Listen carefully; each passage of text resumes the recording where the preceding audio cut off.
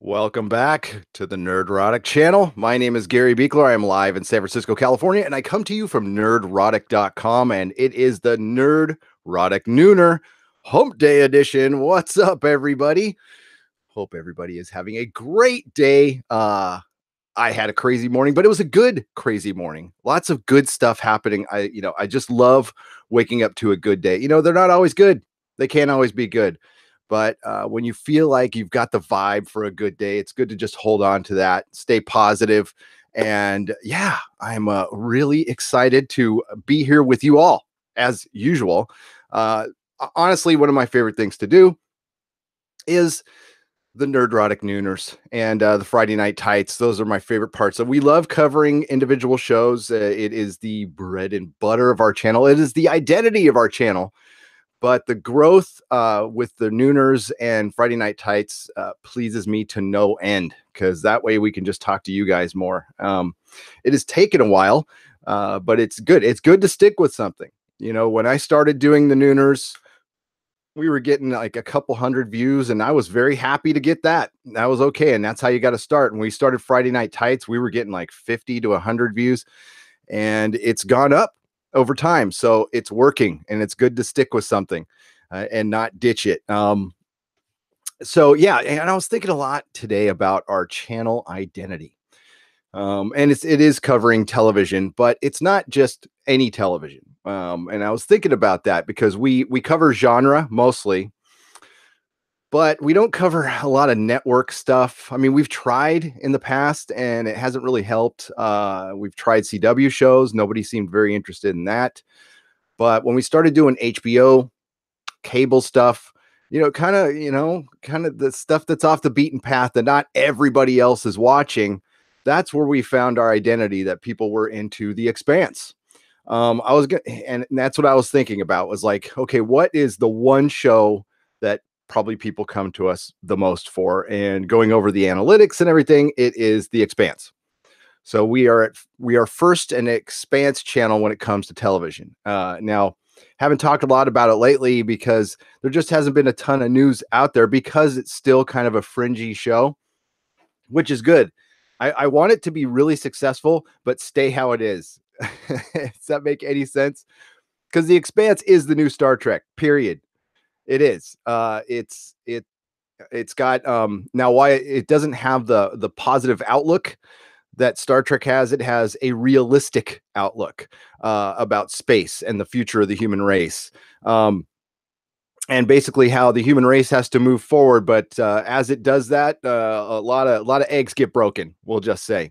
And season 4, there's going to be a lot of eggs broken. And I went to, thanks to Morks, I don't know if you're in here today, but we were in my Patreon hangout, and he steered me to, which I can't believe I haven't found this sooner, but we cover other stuff, is the Expanse Lives blog, which I spent the entire morning reading and looking for Expanse casting news. So I still have found none. There is a character called Adolphus Mertry.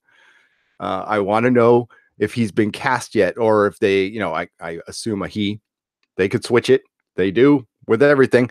And I'm wondering, how they're going to do this, and as do season 4, because it's going to be complicated with the book, without giving any plot spoilers away at all. The book stays kind of in one place. So we would lose some characters. Now, obviously, these characters are going to be in season 4, like Avasarala and Bobby Draper. And so I was wondering how they were going to do that. And I found out this morning. So, so some of you guys might already know this. So if I'm repeating stuff, that's cool. But I'll get to the Expanse news in a little bit once we get more people rolled in. Right now, I'm just talking. And let's see who's here. Let's see who. Mary Ashmead's here.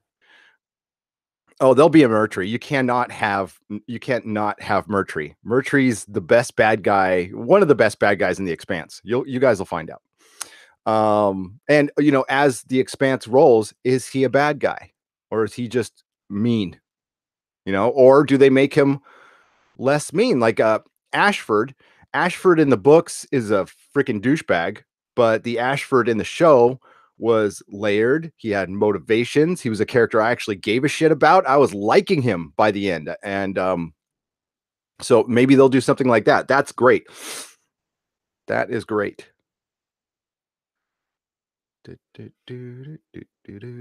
Okay, so here, sorry, I got lost my train of thought in the middle of a live stream. See, it happens. That's the adult ADHD kicking in there. It's pretty light squirrel. Okay. We got Mary Ashmead, Paul Regg, Brent Newman, Chris Persia, Mastercam, Tommelfinger. What's up, my friend? Tommelfinger made a great video at my request about the Titans, which again I will link in the description. And the request was to cut Puffy Amiyumi's wonderful Teen Titan theme to Robin stabbing some guy in the nether regions over and over again. And it was and the last cut at the end, nice touch, my friend. Nice touch. Natasha Coltier, how are you? I'm so sad. You're not sad. Nobody's sad. I'm so looking forward to season 4. Hi from Amsterdam. Sweet. I got to go there someday. Bryce Douglas, why are you live streaming? And why am I up? Why is the world still turning this morning? Bryce, are you okay? Are you all right, man? The world tends to turn. It's when it's not turning we should be upset.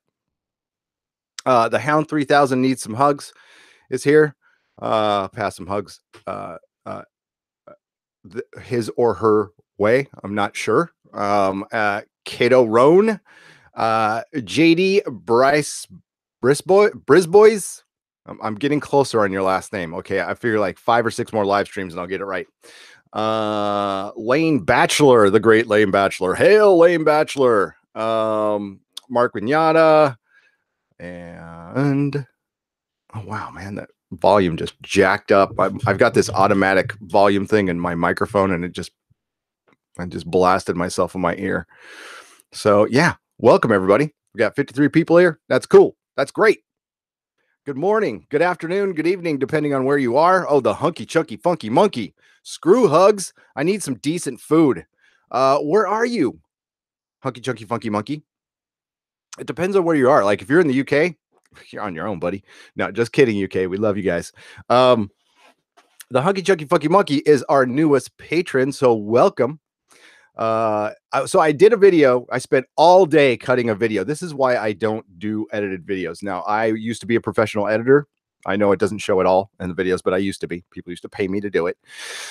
But I'm really, really anal, and it takes me forever.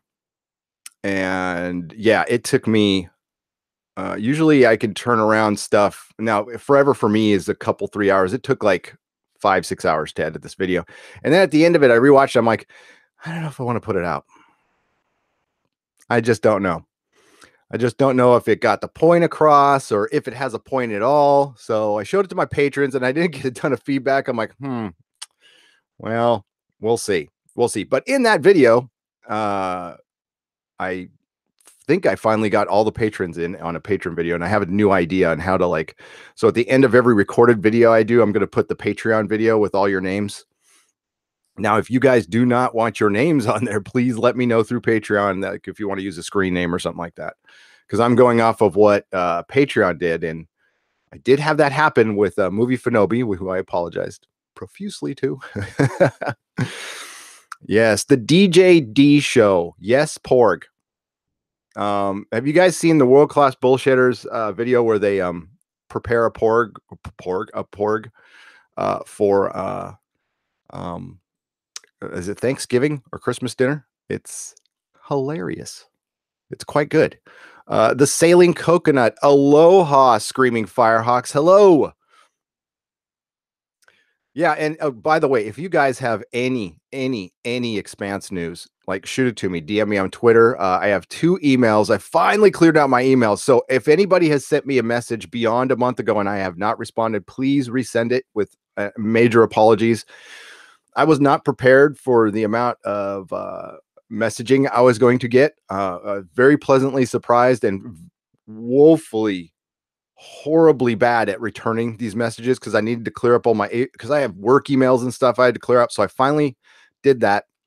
So my 2 emails are, there's the one on this page that's too long, just go to the About section and there's an email on the bottom, or nerdrotics@gmail.com, and hit me up with anything, any questions or suggestions or shows you want me to cover or news or anything. Nerdrotics@gmail.com. You can also DM Dennis. His Twitter is at DaForce, DAFORCE. And Susan is at Susan on the Ledge. But I mostly hit like Dennis and I up with messages because honestly, Susan is she edits 1428elm.com and she has enough messages. So if you want to get something to Susan, just hit me up and I'll pass it on to her. Because I think she, like, her email box is full every morning when she wakes up, and not that she's ever complained about it. I'm not saying she's complained about it. I just don't want to put any more on her that's not necessary. And I will definitely pass it on. And she loves you guys. And she will be back on Friday. And today she has the Goddesses of Gore horror podcast that she does with Random and Tom on Midnight's Edge after dark. I will again link that in the description for this when this turns into a video. And I'm not a huggy person anyway, suffering after a slight dislocation the other day. So can't cook properly. Had to do frozen pizza and it was nasty. Oh man. A slight dislocation. Those can be as bad as a dislocation. That sucks. Hope you feel better. The hunky chunky funky monkey. I have like this trick thumb that I didn't know I had until I played basketball in junior high, and if it gets hit the right way, it just pops right out of joint and it starts dangling. It's really gross and it hurts like hell. Is it okay? What's lane, not lane? It's Celtic speak of Ian. Oh, that's right. God damn, I always do that. Bachelor. Sorry, Ian. That is a capital I. Do you know what? It's my brain just wants to do that every time. And I know that. I'm sorry. It's Ian Bachelor. My apologies. My apologies. It's almost as bad as people trying to, some people just can't say Nerdrotic. Dennis can't say Nerdrotic. It's tough. Sometimes it just doesn't roll off the tongue, but I like it. So I'm really enjoying the paranormal and ancient aliens discussion, said Sailing Coconut. Yes, we've had a ton of good feedback on that. Oh my God, I was so stoked with that. It was 5.5 hours long.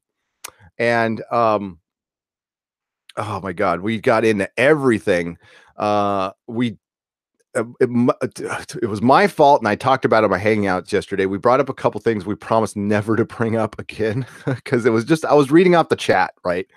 So in the future, we will not, and I will not discuss here 9/11 or moon landing. Those are two things I am never going to touch. There's conspiracy theories that people can talk about on their own.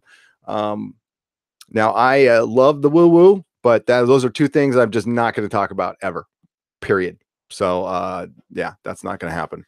We're going to stick to like ghosts and Bigfoot and UFOs. And it was a lot of fun. And I know not everybody's into the exozone, and that's cool. It's not going to like take over either of our channels or anything like that. It's going to be a show when we can do it in the future. Not even sure when the next one is.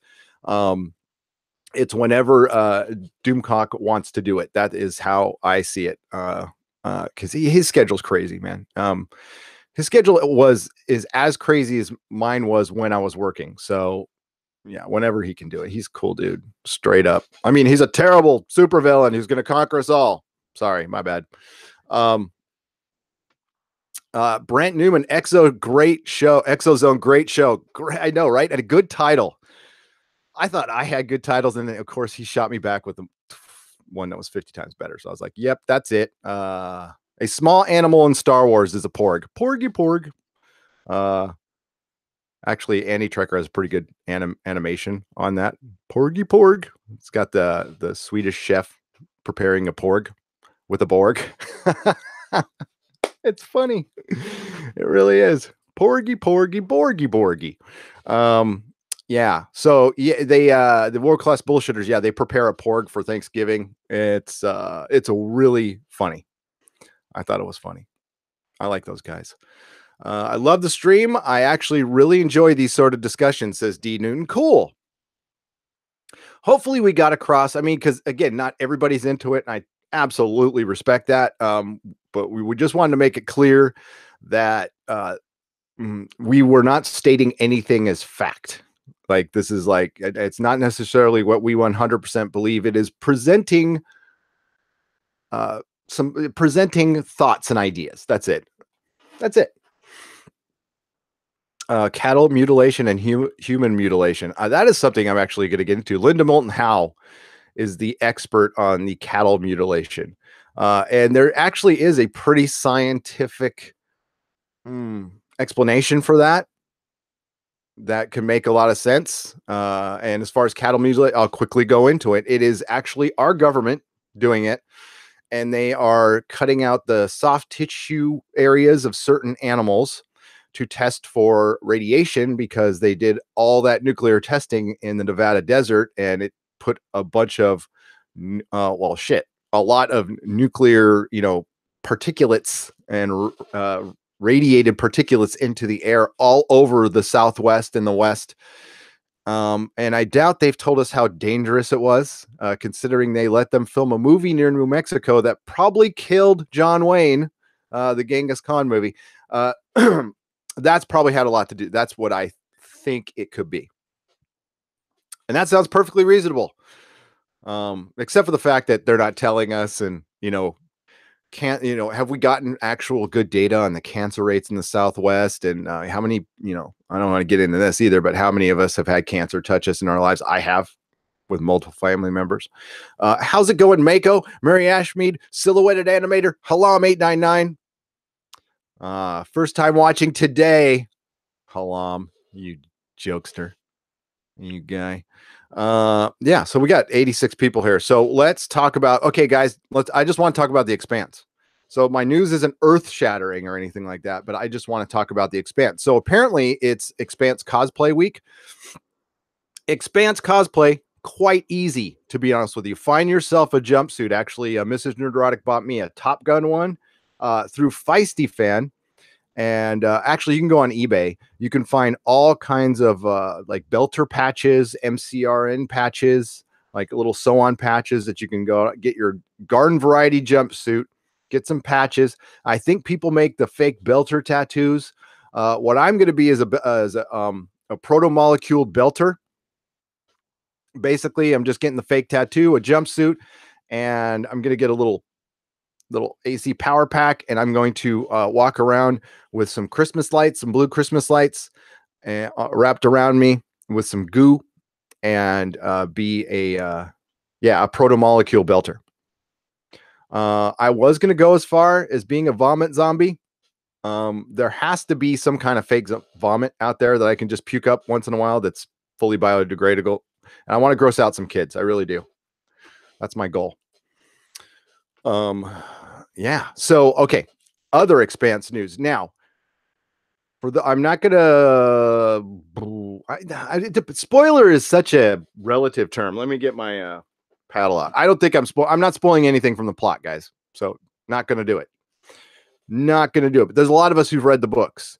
Now, if those of you consider a location as a spoiler, well, then I don't know, but this is something they've put out on the Expanse production office has put out on Twitter. Okay, so it's not anything I'm going to be spoiling as far as the plot.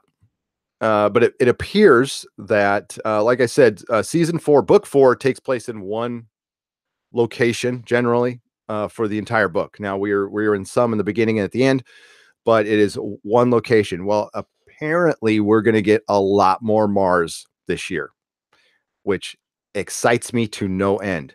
So, and the Expanse is truly Game of Thrones in space. And the smart thing they're doing is each season they throw in, there's a bunch of novellas. Okay. There's the main books and there's some novellas, and they try to insert the novella into each season to kind of flesh it out. Also, it's a way to have Bobby Draper in the story because she's really not in book 4, but she's a very popular character.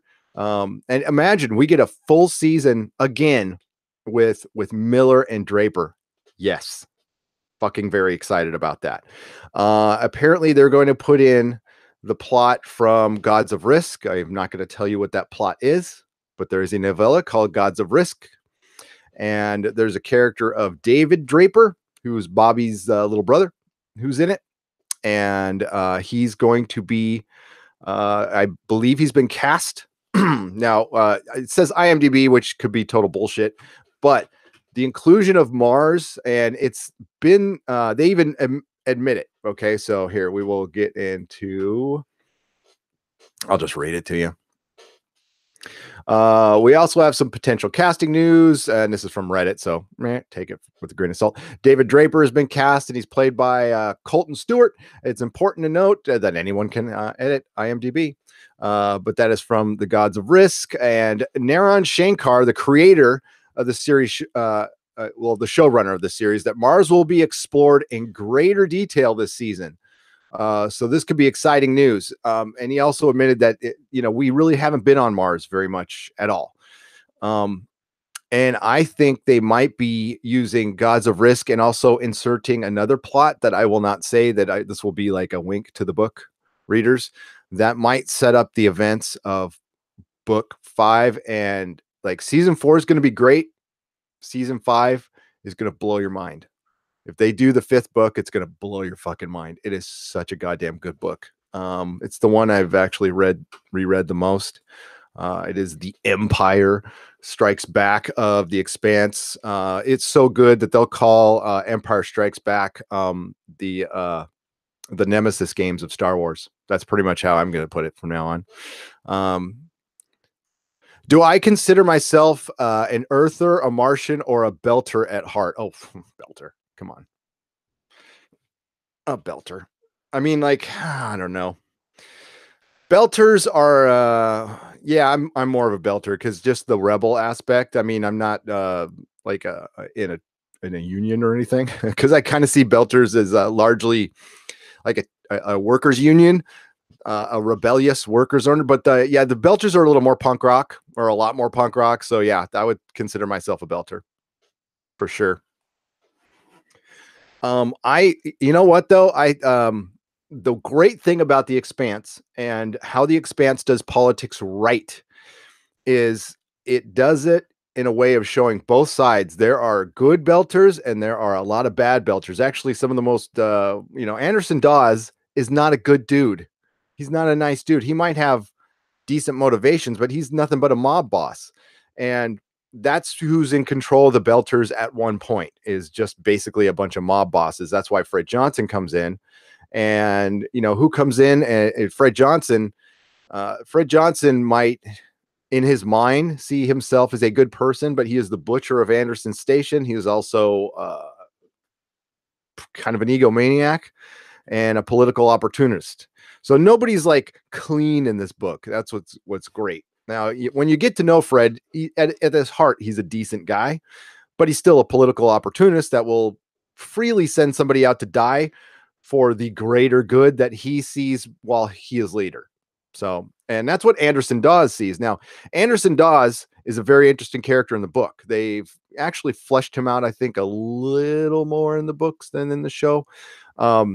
He's played by, I forgot his name. Great actor, but I forgot his name. And he's a little different in the books, though. He's a little more, I don't know. Well, he's younger. I always see him as younger in the books, but maybe I'm wrong on that one. Mako considers himself a Martian. The Belters are too chaotic for me, and the Earthers are entitled, stagnant society. I'd rather be a Belter than an Earther. Yeah, I like chaos. I think chaos is good. I don't like too much order. Too much order is not good, in my opinion. We all need a little chaos in our lives. There's a great episode of Battlestar Galactica that I always bring up, and I can't remember the episode name. I think it was from season 2 or 3, where Apollo tries to break up a black market. The black market that's, Of course, I think it was still when there was 30 or 40,000 people alive, and Apollo was the politician of some kind. He goes to break up a black market, and then it's basically a study, a socio-political study of why black markets are absolutely necessary. And you end the episode going, we actually need this. It relieves things. It relieves pressure. It provides a need for people that the government or even shops or anything can provide due to laws and morals and all that shit. It showed the necessity of a black market, and that's why we need the Beltas. Belta Lauda, roll a cat, $2 super chat. You damn straight, damn straight. Plus, they have tattoos. I consider myself a Rossi crew member. As a Swiss, I'm neutral. Yeah, the Rossi crew. So the Rossi's like the Swiss Army knife of the Expanse. Kind of is. Dawes is a mob boss for sure, but I love Dawes. I love freaking he's terrible. Okay, so the person I'm sure a lot of people I'm a Miller. I'm a Miller belter. So I don't know if I'm like completely down with my own society. I'm an individualist. So yeah, I'm a Miller. Hopeless romantic too. And also he's chasing a girl that was way too young for him. Way too young. Side note, y'all watch Daredevil, right? So you saw Maggie's origin. Didn't it disturb you a little bit that young Maggie was like properly aged? She looked to be 16, 17, maybe pushing 16, 17. And then they got the original actor to play Daredevil's dad, and he was like 50. That was weird. I was not comfortable with that. Miller, dark Miller or light Miller? Perpetual punster, both. Both. It depends on where I was in my life. Like, yeah.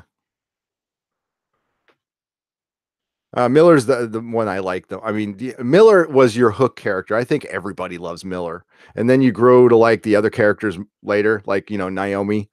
Freaking Naomi. Oh, man. When they, you'll see. Naomi is a great character. That her best moments are yet to come. Yet to come. I'll just say that. It's those who saw my book reviews know I just gush about Naomi. Do you think it's possible future seasons of Krypton will be even close to the quality Expanse? Negatory, unless they get rid of David S. Goyer. But it's on Sci-Fi. So Sci-Fi, I don't know who produces the show and who actually pays for it.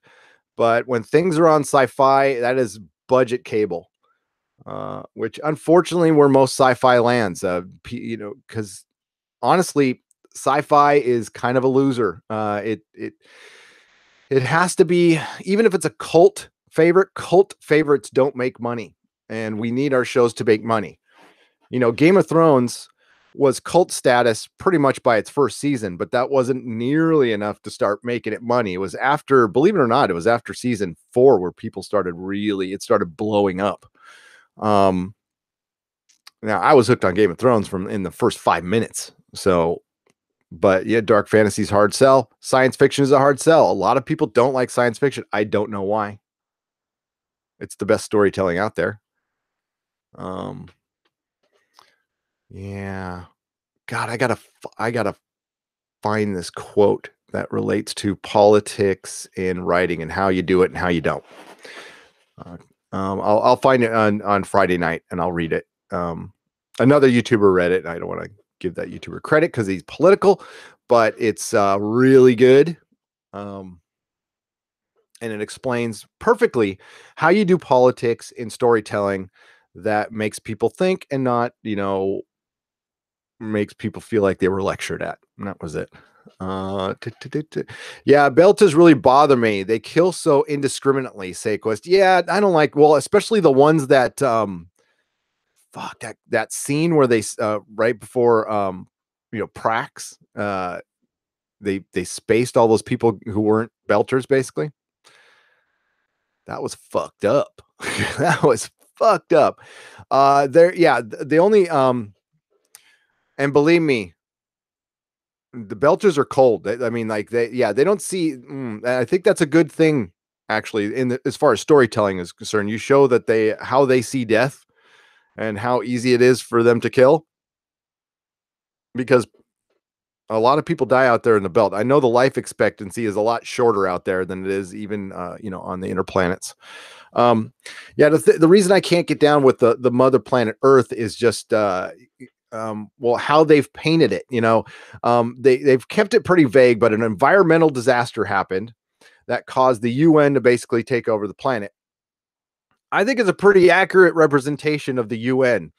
Half the planet is on basic, and basic sucks. It's just enough to live on. It's some people would rather die than go on basic.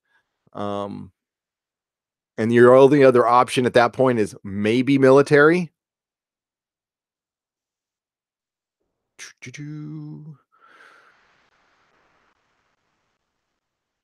Jared Harris. Thank you, Mako. Jared Harris, who is the son of, oh God. Oh my God. The guy who played the first Dumbledore. The classic Shakespearean actor who I should know the name of. Yeah. And Jared Harris should have totally played Dumbledore, by the way. Don't you think? I think he would have been a better Dumbledore. I don't like Michael Gambon's Dumbledore that much. It's okay, but he's too bombastic. But back to, okay, so The Expanse. The voting has ended. I hope you guys voted often. I think it's going to win. I think it's a slam dunk that it's going to absolutely win best sci-fi drama. And if you think about it, now that we're a few months away from saving The Expanse, which I proudly consider myself one of the people who helped. I mean, we all did. Anybody who tweeted something, you helped. Okay. That's what I mean by that. That was historic. That it's going to go down. That'll be remembered forever. That we saved a TV show. So many shows go down in flames. Fucking Ash versus Evil Dead, which has a bigger following than The Expanse worldwide. I mean, that is, it's still niche, but like fucking Ash has a following. Bruce Campbell has a huge following, and they could not save that show. Now, it was different circumstances, and funny thing is, the one who practically spearheaded that was, and I think she did spearhead it, was Susan, our own Susan. And that's how we met, was over that. And, we did a video the day we learned that there's a possibility the show could be canceled. And when we did the video, we caught a lot of shit going, oh, it's not getting canceled. And of course it got canceled.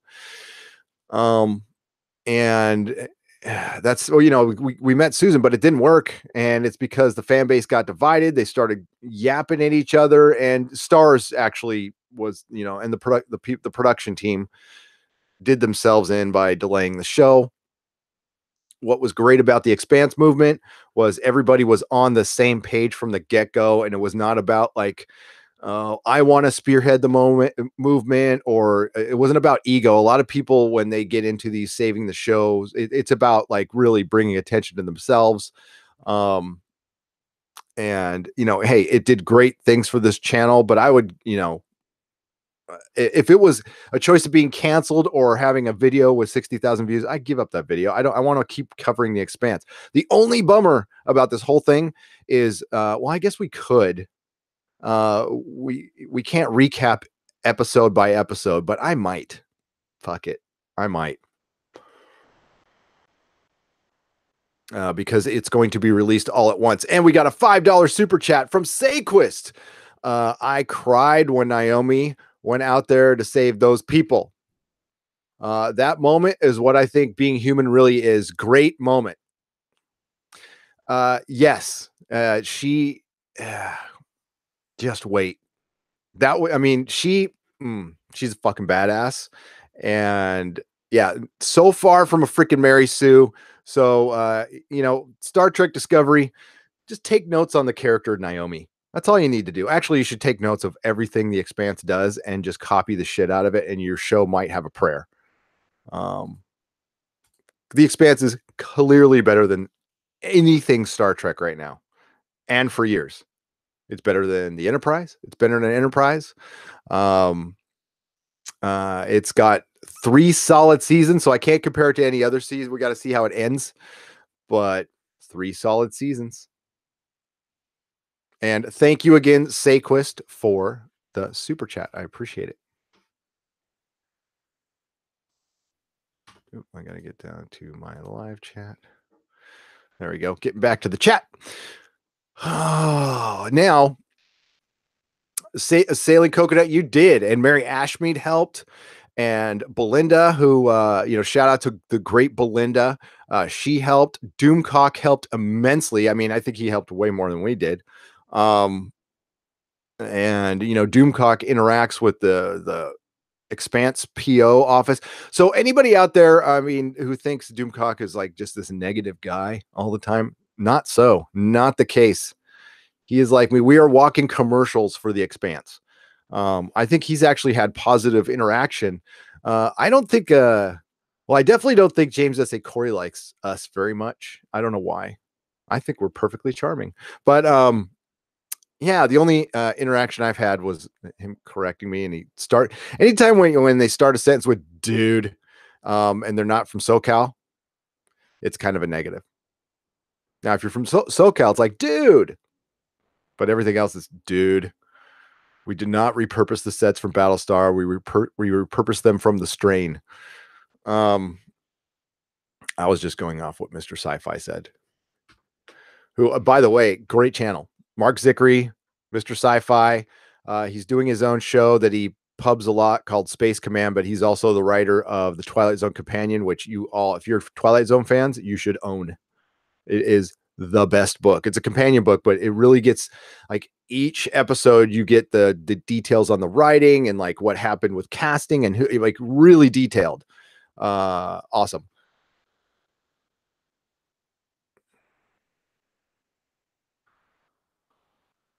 I do think Doomcock is very negative. I disagree. I know him.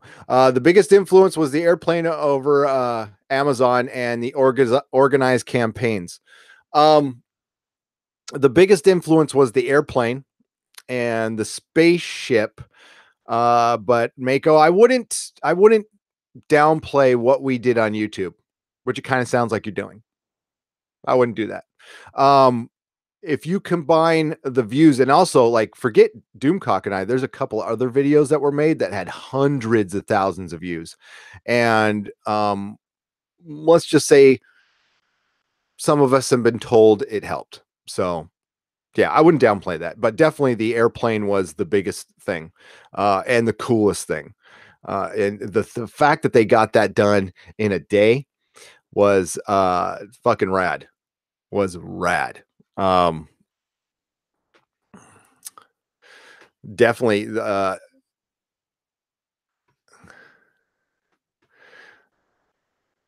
Sayquist, he is, well, negative is again a relative term. He does it well. He does it entertaining. He isn't like if you really think about Doomcock is well read. Doomcock thinks about what he says. Doomcock is passion, and he's comedy first. Some people, you know what? Some people don't like that type of comedy, but it's comedy. Believe me, like it's very Bill Hicks. If you go to Bill Hicks is one of the most negative people I've ever witnessed in my lifetime. And he's also the funniest, the smartest, and somebody who should be listened to. Now, just because somebody's negative doesn't mean you shouldn't listen to him. You just take it in spots. The one person I wouldn't trust is the one who's like positive and happy all the time. Like, really? Like most of the time is fine, but all the time something's wrong.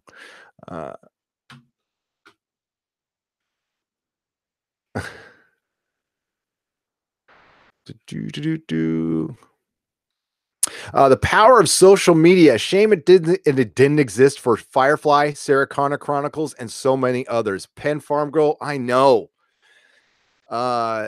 Dennis and I are planning to do a video on the Sarah Connor Chronicles, which I will say more than Firefly. Yes, Firefly fans come at me because Firefly got an ending. It got a really good ending with a great movie called Serenity. So that was kind of like the bookend for that. And I was very happy. If Firefly had continued, I don't know if it would have been as good. I think it's gone down in the legend. And if you go back and rewatch the episodes, you would have seen how it would have played out over 5 or 6 seasons. I don't know if it would have been good. Sarah Connor Chronicles was a great show. Was the heir apparent to Terminator 2. It added more lore than either of the first 2 movies. Of course, they are the originals. They are the best, but nothing that has come out after T2 is in the same ballpark as the Sarah Connor Chronicles. And if you haven't seen it, do yourself a favor. It ends on a fucking cliffhanger and it sucks. But that's kind of Terminator. Don't they kind of end that way? The Sarah Connor Chronicles is one of the biggest tragedies of television. It was such a fucking great show. And it was doing shit back then that shows are talking about now. Yeah, just go see it. Just go see it. It is fucking awesome. Such a good show. And you know, Farscape, but we talked about Farscape in our hangout yesterday. I'm kind of happy Farscape ended when it did. I know people might get mad about that, but it's remained pure. Nobody's gone out and tried to remake it or, you know, or fucked with it in any way. It's hard to find right now. But as somebody who was very new to Farscape, fucking check it out. It is so good. If you like world building, if you like yeah, just like diving into like a really alien place. If you're a fan of David Tennant's Doctor Who, watch Farscape. It's very close in tone to that. It's very Hitchhiker. It's very Hitchhiker.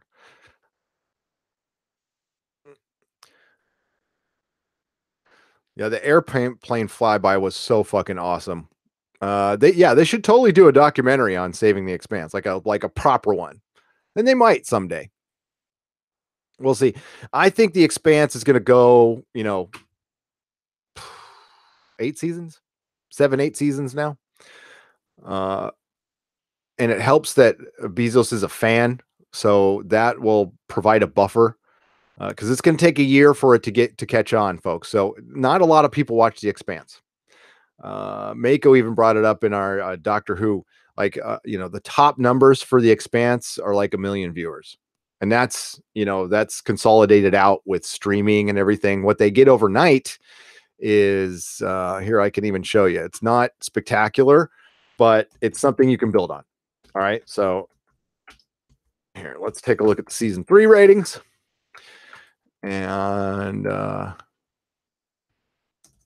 And we went over this a lot. This is where Susan was really helpful, and Susan played her part too.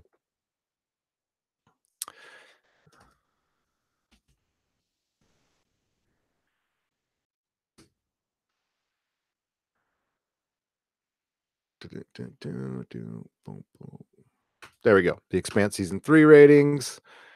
Here we go. Let's take a look.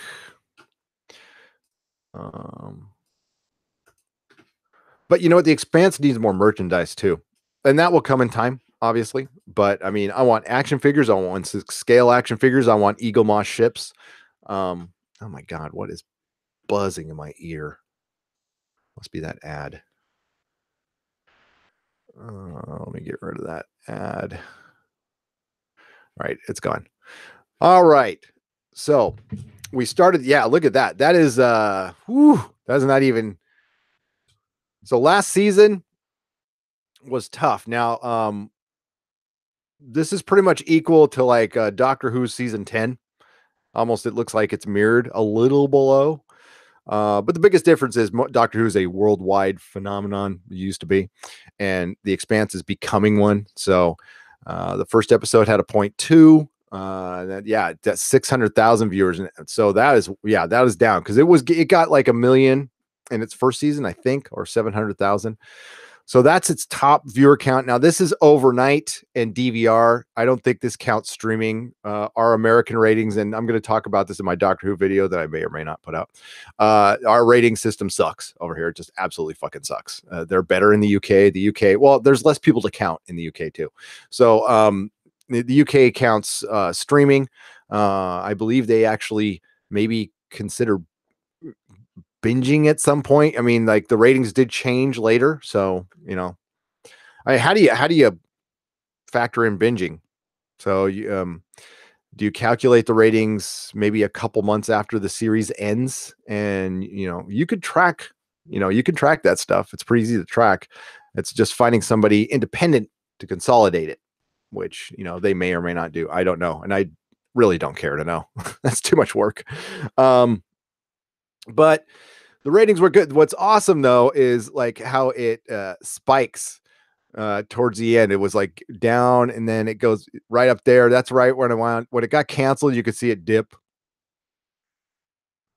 But we certainly got better ratings, and we got 600,000 viewers or 700,000 viewers for the final episode, which was great. But it needs to do better, folks. It needs to do better. So tell all your friends. Hey, a good gift this year, Expanse seasons 1 and 2 on Blu-ray. Okay. And 3, you can get 3. Amazon I wish you could do specialized Amazon gift cards that like you only like, here's an Amazon gift card, but you can only get the Expanse. I wish you could do that. So yeah, that's a good gift idea. I would give all of your family and friends Expanse Blu-rays. If they don't have a Blu-ray player, bone up, get them a Blu-ray player. Screw it. How big of a fan are you? I'm going to question it. I agree. Farscape was perfect for its place in its time and a complete story. Yep. Leave it alone. Don't fuck with it. Don't remake it. Stay the hell away. Unless, I don't know. I'll leave this up to Viking Bitch. Viking Bitch, if they got the entire cast back together, would you be okay with, let's say they decide to do like an 8-episode miniseries, just a one-off though. Would you be okay with that? Or do you think let it be? And everybody else. Expanse was planned for 7 seasons, but I think they might go 10 seasons if it's very popular. Well, I think every show plans out for 5 seasons. If it's planned for 7 seasons, that doesn't. I don't know where do they plan on ending it before the books end, which they could. I mean, you could really end it. I won't say, but there's a book you can end it on that's out right now. So maybe they were planning on doing that and not doing the rest of the books, but there's going to be 9 books in the series.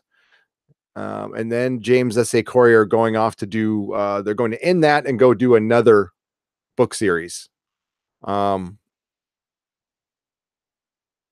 So yeah, I don't know. I don't know. We'll see. We'll see. They planned Game of Thrones for 7 seasons and they eked out an 8.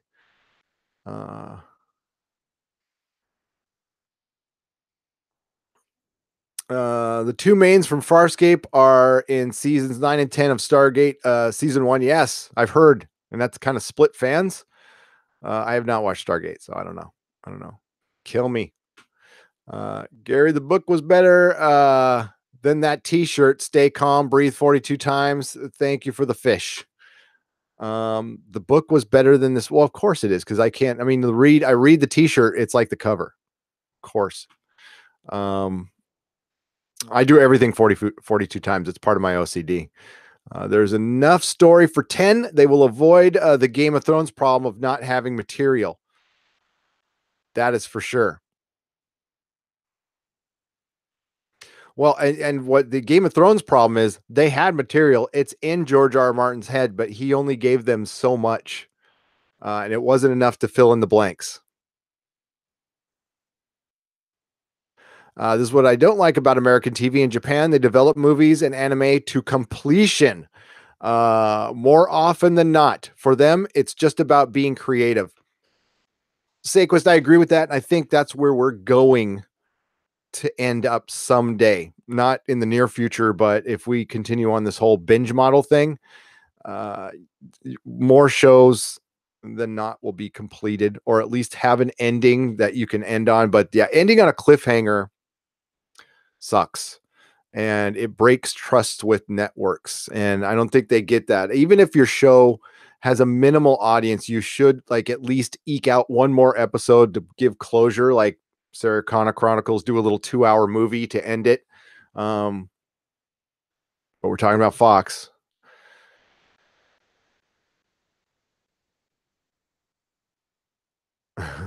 Silhouette and a speculator reminds me of another superhero show that sadly got canned too early. They do. Some great resin ships for the Expanse on eBay. Brent Newman, I will check that out. I'm down with the resin. Actually, I'm not a model builder, so I don't want to do models. I am horribly clumsy and I'm blind as a bat. So like even when I draw now, when I illustrate, I can't even use I have my reading glasses. I can't even use those. I have this giant freaking magnifying glass that I put down and I have to use that now. Vision is not getting any better.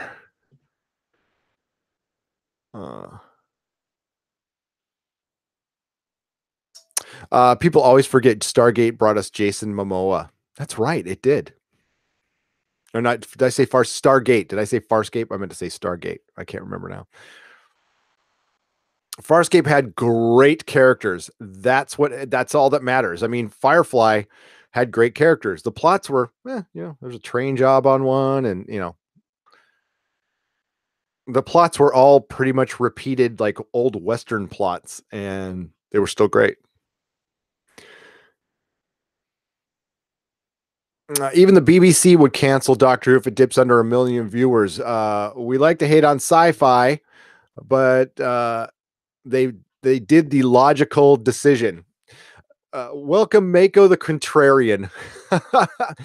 Under 1 million viewers is pretty much all their shows, Mako. So sci-fi like lives under 1 million. I think 700,000, 500,000 compared to the cost of the show.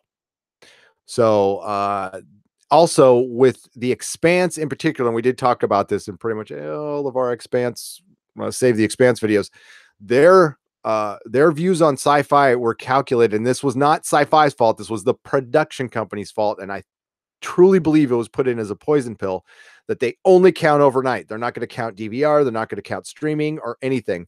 And now that I've seen things played out, and knowing what we know is Jeff Bezos wanted the Expanse to begin with and was pissed it went to sci-fi. I think they purposely went, fine, we'll do 3 seasons. And part of producing a TV show, part of putting millions of dollars into it is you have complete confidence in it. Like, I know this is a good show. Like, it's not like, oh, I don't think some people like it. I have heard little to no complaints from anybody who's taken in the Expanse. I think I maybe heard one person who said I'm not into sci-fi. Can't help them. But if you're into sci-fi and you've watched the Expanse, you like it. I did a commentary on the first episode that's on Patreon right now. And I talked about like when I was hooked in the Expanse, and it was within the first 5 minutes. Within 5 minutes, when they drop you down on a series station and you're in the little mall, the show, what world you're in. They do a little crawl that says it's 23rd century, Earth, Mars, and the belt. The difference is, that they're all on the brink of war. They give you a little background on each, and then they give you a background on the belt as you're kind of flying through space. And then you go through an air vent. You end up with Miller and Havelock on Ceres Station. And as soon as you lock into them, you know what world you're in. You're like, okay, I get it. I know what's going on. Then you get on the Canterbury and you meet the crew of the Rossi, basically. And then they have that scene with Jonathan Banks. And it's his only scene in the series. The great Jonathan Banks from fucking 48 Hours and, Breaking Bad and Better Call Saul, Mike. And you're getting this characterization of the crew of the Canterbury. And you think, because I haven't read the book, so you think, okay, I'm getting to know all the characters I'm going to be seeing throughout the show. And they have a scene with with Jonathan Banks, where he's completely gone. He's the oh god, like the second in command. I forgot the name of it now. He's the second command of the Canterbury, or the XO, and they're looking for the XO, and they can't find him. And Holden has to pry his way into his office, and he's barefoot in a robe with a gun, putting his feet up and down in dirt, and he's gone like space crazy.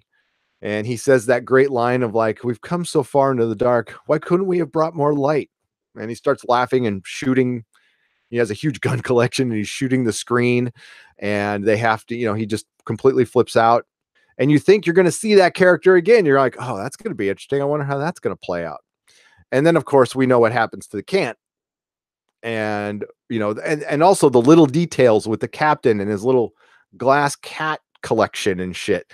Those little details, I knew I was watching a show that was way better than anything else.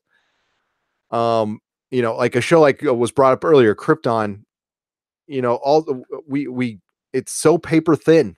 And that's what I like in TV shows. And that's to wrap it right down, the identity of this channel is we like shows that feel full, that feel like the people actually took the time. Krypton feels like a show where a production company bought a property that they can possibly make some money on, but there's no real passion into the making of that show.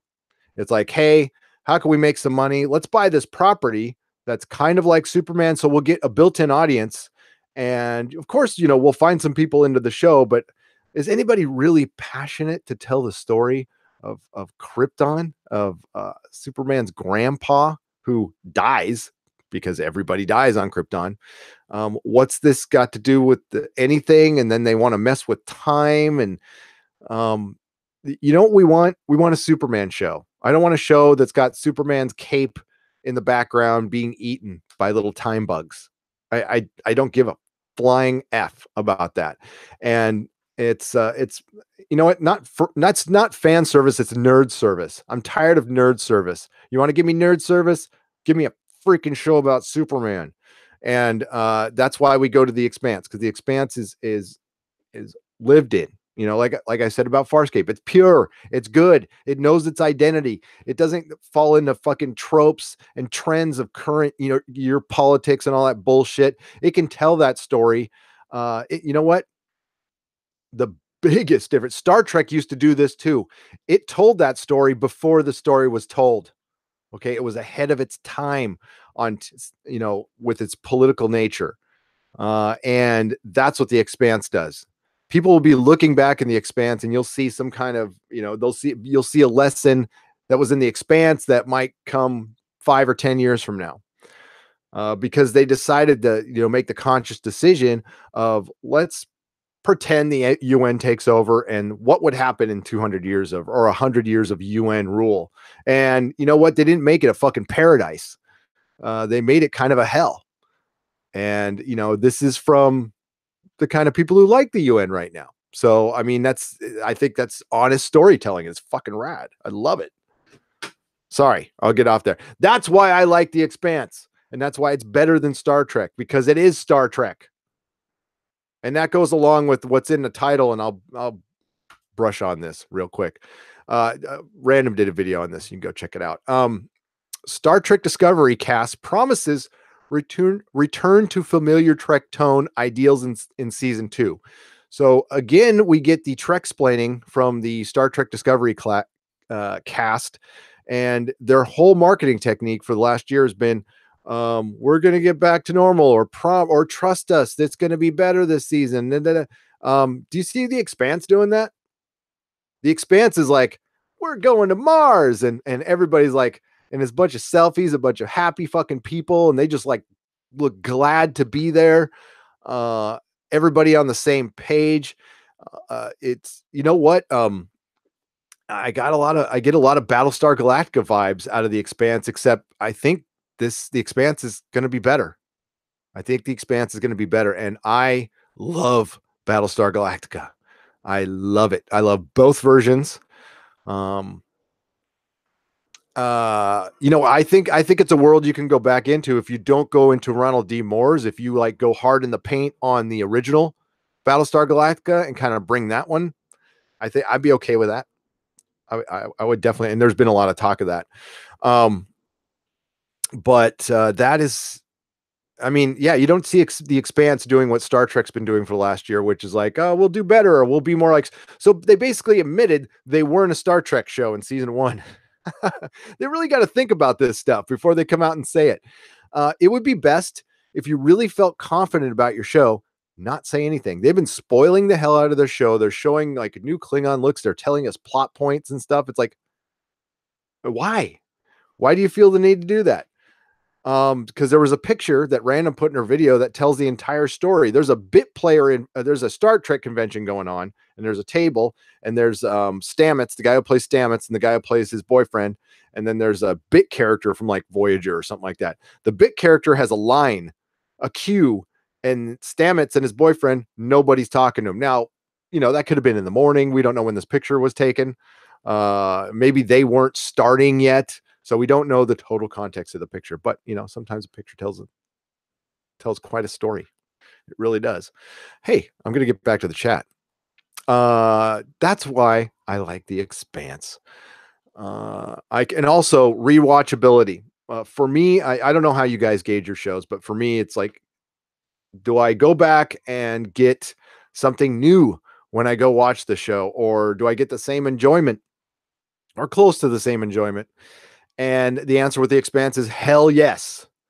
Hell yes. Upon third or fourth viewing, I'm picking up stuff I didn't pick up before. And also the pacing. The pacing on the Expanse is second to none. When shit starts going sideways, it doesn't stop. It's just boom, boom, boom, boom, boom, one thing after another. Think about season 1. When do they take a breath? After a certain ship explodes, like when do they take a breath? They really don't. Like it's season 2 when they take a breath. It is constant barrage of craziness after that, and I love that shit. Kronos Chiron says, and I totally agree, you do not need millions of dollars. Axoner proved it. No, you need creative, passionate minds. And they have to be equal. Okay, you have to be equally creative. You have to be good, and you also have to be really fucking into it. The people who are making Star Trek right now are not really into it. They might have talked themselves into it, but I'll bet you more people in this chat are passionate, like truly fans of Star Trek from when they were little kids than the people who are responsible for making Star Trek right now. I would go as far to say the people making The Expanse are more passionate about Star Trek. And they are. Well, a couple of them are because they're from Star Trek.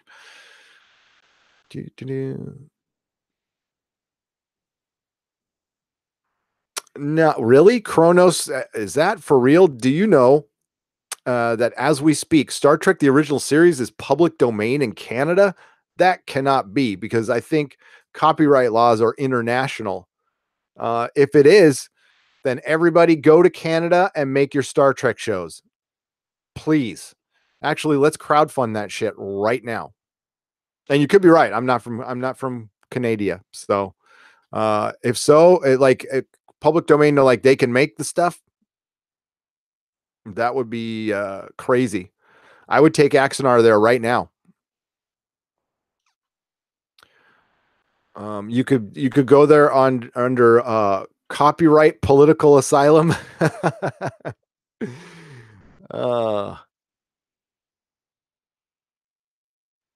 Would I be pissed if Krypton got an 8 full season run on Sci-Fi? I wouldn't be pissed. I would be sure to miss it. I'm going to cover season 2, 4 episodes. I'm going to try the first 4 episodes. Silhouetted animator. Krypton, on the surface, it looked like a decent show. It almost had me sold. It had a decent pilot, a decent first couple of episodes, and then the writing just got dumb at the end. It just got really dumb. They just threw shit together. It has been my experience, and I'm sure it's been yours. If stuff looks like it's rushed and thrown together, it was.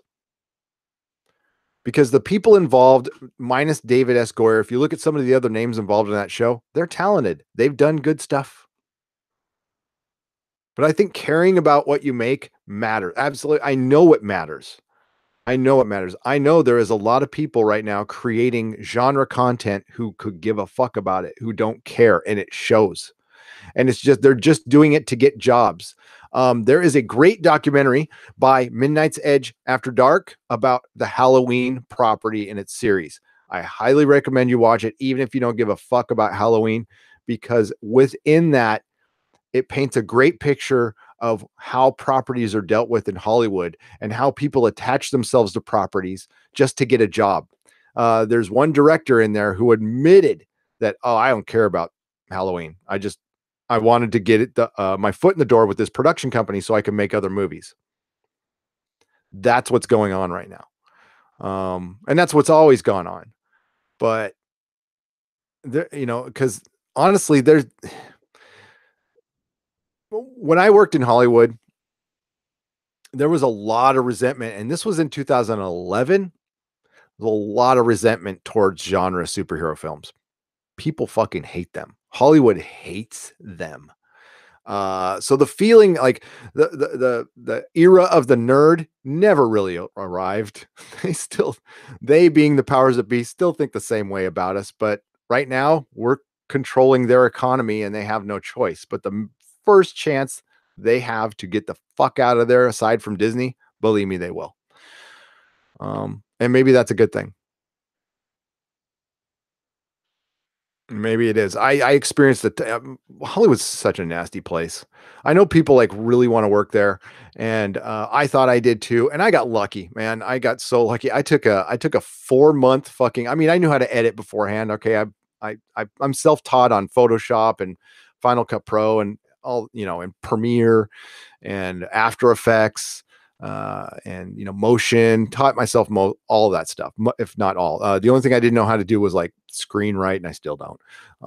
And I needed to know some basics. So I found a class that was very expensive, that was basically a 4-year film school put into 4 months. And what they did is they took out all the theory and all the fucking bullshit speeches and lectures. And it's just, here's a camera, here's an editing program. Let's go do this shit. We're going to do 1 day of this is how you do it. And then we're going to actually do it. And it was great. It's called the Digital Video Intensive at San Francisco State University. And again, I paid a freaking small fortune for it, but it worked. I took that 4-month class, got a certificate. It's the only I've got my high school diploma, excuse me, but it's the only certificate I've ever earned. And I realized, and I was like 30, well, in my 30s when I did this, I'm like, oh, school's not that bad. Really, I kind of like it now. So, especially when it's just practical application.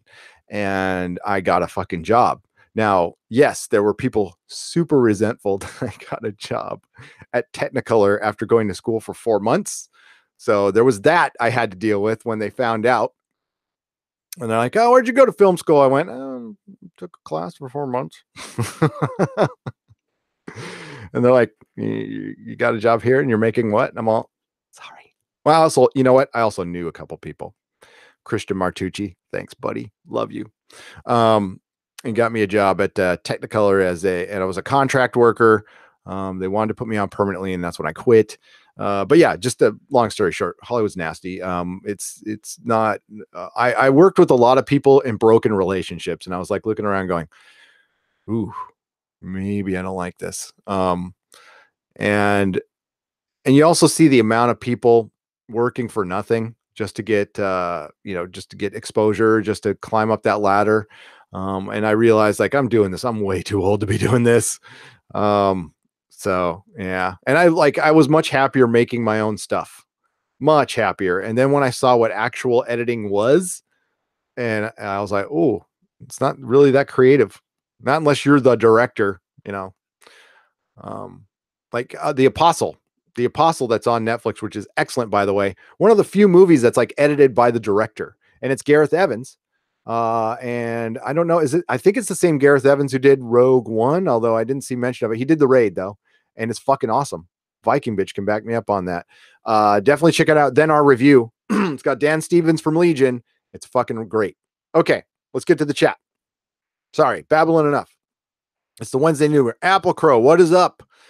The Expanse could just be 42 minutes a week of Amos saying adorably murdery things and soft lighting, and I'd be perfectly happy. Was Grady Broyle. Adorably murdery things in soft lighting. Well done. I am that guy. Yes. You know, like you just in that Amos, he's got those Amos dimples, and he just goes, I'm gonna disembowel you. And you're just like, that's great. That's great.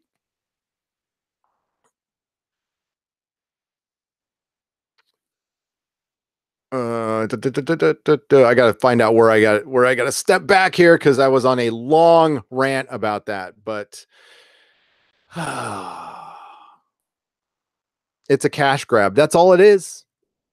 That's a lot of our stuff is just cash grabs. And Star Trek, Doomcock put it very eloquently in his canon argument, okay, that Star Trek should not be used as a cash grab. Star Trek is part of American history. All right. When history books are written, Star Trek will be in there with Star Wars. It will be in there. And it's the first fandom. It's what helped create the nerd. I won't say it was totally responsible for creating the nerd, but when I was young and people were called nerds, it was related to Star Trek, 100% related to Star Trek. Dante S says, I'm done with Superman shows. Yeah, I'm done with anything peripheral. They're doing a Pennyworth Batman show. Like, really? Are you fucking kidding me? Production company buys property to get built-in audience and make money. Bad Robot? Yes, Destiny Captain. Bad Robot. Make a show about people saved by sorry. Make a show about people saved by Superman's lives after they were saved by Superman. Only ever show his cape as he flies away. You just gave somebody an idea, Apple Crow.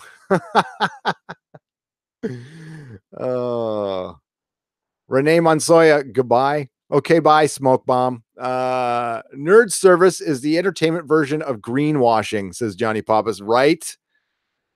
Absolutely. The Expanse season 4 news. Oh my God, just got here.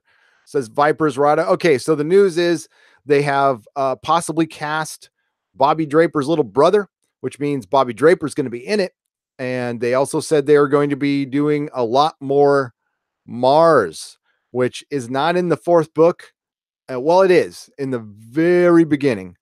That is good because there is a novella that takes place on Mars that concerns Bobby Draper, which I will not tell you the plot, that it looks like they're going to be inserting into the plot of season 4. So we're going to get a really rich story with many locations, kind of like Game of Thrones, because it's the Game of Thrones of space. And I agree with Mako that with The Expanse, we are not going to experience the problem of a rushed ending anymore. I think the only rush thing, I mean, honestly, I love season 3, but the end was rushed. It was. I'm sorry to say that. I am, but it was. It was rushed better than Game of Thrones rush stuff. And I still love Game of Thrones. Okay, I know got some shit about that, but I mean, come on, guys. When we're 5 years past Game of Thrones ending and the passion dies down a little bit, people are going to look at the end and go, "What a shame! What a damn shame!" But Expanse will not experience this problem. Bezos himself said, "Seasons." Quote. That is a quote from him. We will be getting seasons of The Expanse. So that could just mean 2, but that was better than what we were going to get. Okay, so.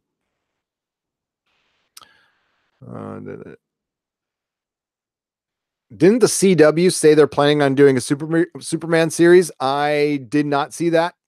Unless they are planning to use the Superman from Supergirl, then no, I don't want to see that. I mean, the Superman's good. He's fine. But if it's made by the people who do Supergirl, I have no interest in seeing that whatsoever. Is it good news or bad news? Vipers, it's good news. The Expanse only comes out with good news. And that was part of my rant earlier with Star Trek as related to The Expanse. We got the worst news from The Expanse will be the best news from Star Trek. The worst news was it got canceled. And then a historic fan movement that there should be documentaries about. And when it comes to the history of television, It should never be forgotten that the Expanse was saved by the fans flying a plane over Amazon. Now, as with all events in history, the truth behind it was probably going to be saved anyway. Okay. The fans certainly helped, but I think that deal was done, to be honest with you. So, but I don't care. Ends justify the means. But if we got like Star Trek Discovery is canceled, that will be the best possible news. See? So, no, the Star Trek Discovery has been explaining things, and the Expanse, it doesn't get covered a lot. And I had to kind of dig, and thanks to Morks, our great subscriber and patron, he sent me a link that many of you have known about, the Expanse Lives blogs, which does a week in the Expanse, and it tells anything. And all the news is great. It's just, hey, we're building sets. We just cast a person for Mars. We're going to do more Mars. Everybody looks fucking happy and grateful to be there. Just go follow the Expanse production office on Twitter. Dominic Tipper and Cass Amvar talk about their show all day, every day. That's what every actor should be doing. That's what every artist and creator at Marvel Comics should be doing. They shouldn't be talking about effing politics. They should be like, hey, this is me on the set smiling. This is me acting in my pretend job where I pretend for a living and get paid lots of money. I am going to be smiling because I'm grateful to have that job. That's Dominique Tipper. She's just happy all the time. And I'm sure, I know James, I say Corey gets political. I know. I follow their Twitter too, but they mostly talk about their show, and that's great. That's what we need. We go to our escapism for escapism. We don't go to hear, a pretender's version of events. I mean, a professional pretender takes a lot of training to be a good pretender. And I have a lot of respect for that. I mean, we cover television, but it's still pretending. Will I ever be happy with STD or give it a chance? Johnny, I have given it a chance. I gave it a chance for, I mean, you watched most of our recaps. I was fair. I was very fair. No, not if Akiva Goldsman and Kurtzman are involved. I don't think so. All the actors appear to be biggest fans of the show. What a concept, says Pen Farm Girl. Yes. But I give every show a chance. I gave Krypton a chance. I gave The Gifted. We gave it a season. Gave it an entire. I like some of the first season a lot, actually. But then The Gifted went south. I'm still watching it. It hasn't got much better. We give every show a chance. We're fair here. I'm not a hater, which is I hate how that term gets put to people who criticize stuff. A hater is just somebody, I'm going to hate this no matter what. Not going to give it a chance. Now, the closest thing I come to that is probably Titans because Akiva Goldsman is involved. So it's really hard for me to, just, I don't know, not think about my complete dislike for that guy, his writing, not him personally, but his writing, as when it comes to, Batman and Robin almost killed the superhero film. All right. He wrote that. Yeah. Trust is earned, not given away. Thank you, Mage Grey Wolf. Can they earn my trust so STD, here's an example, Johnny, how STD could possibly give my trust back. They put themselves in the Kelvin universe and get themselves out of the Star Trek Prime world and say, nothing ever happened in there. This is a complete alternate reality. We were joking before. Then I would probably watch it and give it a chance and look at it in probably a new light at that point. Because if it's in the Kelvin, then I don't care. Like Star Trek 2009, I like it. I think it's good. I think the cast is great. It's a complete alternate. Okay, I don't like Romulus being destroyed. That's bad. But I just pretend that's part of the movie and it doesn't really exist in the Prime universe. And as a movie by itself, I enjoy it. I thought it was good. It was it's like, Ultimate Spider-Man, comic book fans. It's a different universe from the Marvel universe. I enjoy it. But the movies after that sucked. And I don't like that it's actually Star Trek Discovery So $4.99 super chat. Hail Nerdrotic, new subscriber here. Please accept this donation and keep up the great work. Oh, Pondimus Maximus, thank you and welcome. I love new subscribers. Live long and prosper. And really, thank you. I really appreciate it. Welcome to the best chat. Well, one of the best chats. I mean, our friends have great chats too, but you guys are awesome. You guys are brilliant. But yeah, if Johnny, if they basically just plant Star Trek Discovery in the Kelvin timeline, that takes a bite out of a lot of everybody's argument. I'll say that right now. And every show can get better, Johnny.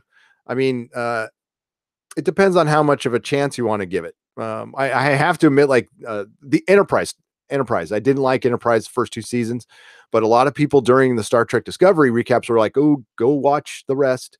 And I watched the rest and I enjoyed it up until the last episode. But it got better. It did. I have to admit. Another $5 super chat. Hello, Gary. Do you think we will get Star Trek Medical, the show that we deserve in space and other planets? Also, Starfleet Academy. I think Mr. Roboto, we're going to get it.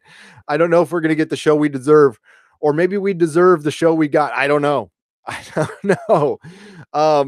Star Trek Medical, Starfleet Academy, we are going to get. That is confirmed. I don't know. Just anything from Kurtzman. We have the Star Trek show we want. It's called the Orville. It sucks that it's not Star Trek, but I think it is kind of a release. It's a release valve. And I think so many people would be so much harder on Star Trek Discovery if the Orville doesn't exist. Star Trek Discovery should thank Seth MacFarlane for appeasing some fans. And I can't wait for the Orville to come back. And I thought it was going to suck. So I was completely wrong on that one. And I changed, Johnny. I quickly changed my mind on that show. I thought it was going to completely suck. And I was fucking wrong. And that's okay. From the salt mine to you, Johnny Pappas, $1.99. I love you, Johnny, homeboy. Yeah. So yeah, I've been wrong on shows all the time. I'm wrong. Listen, I'm married. I am reminded that I'm wrong on an hourly basis.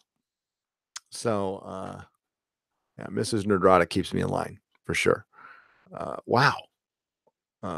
Thank you for Pondimus Maximus for the new subscription and the $4.99 super chat, and Mr. Roboto for the $5 super chat, and Johnny Pappas for the $1.99 super chat, who's a patron. You don't need to do that, dude, but thank you. Stephanie B. Look at that big smiling face. That's why I call her Smiling Stephanie B. She's always smiling. We're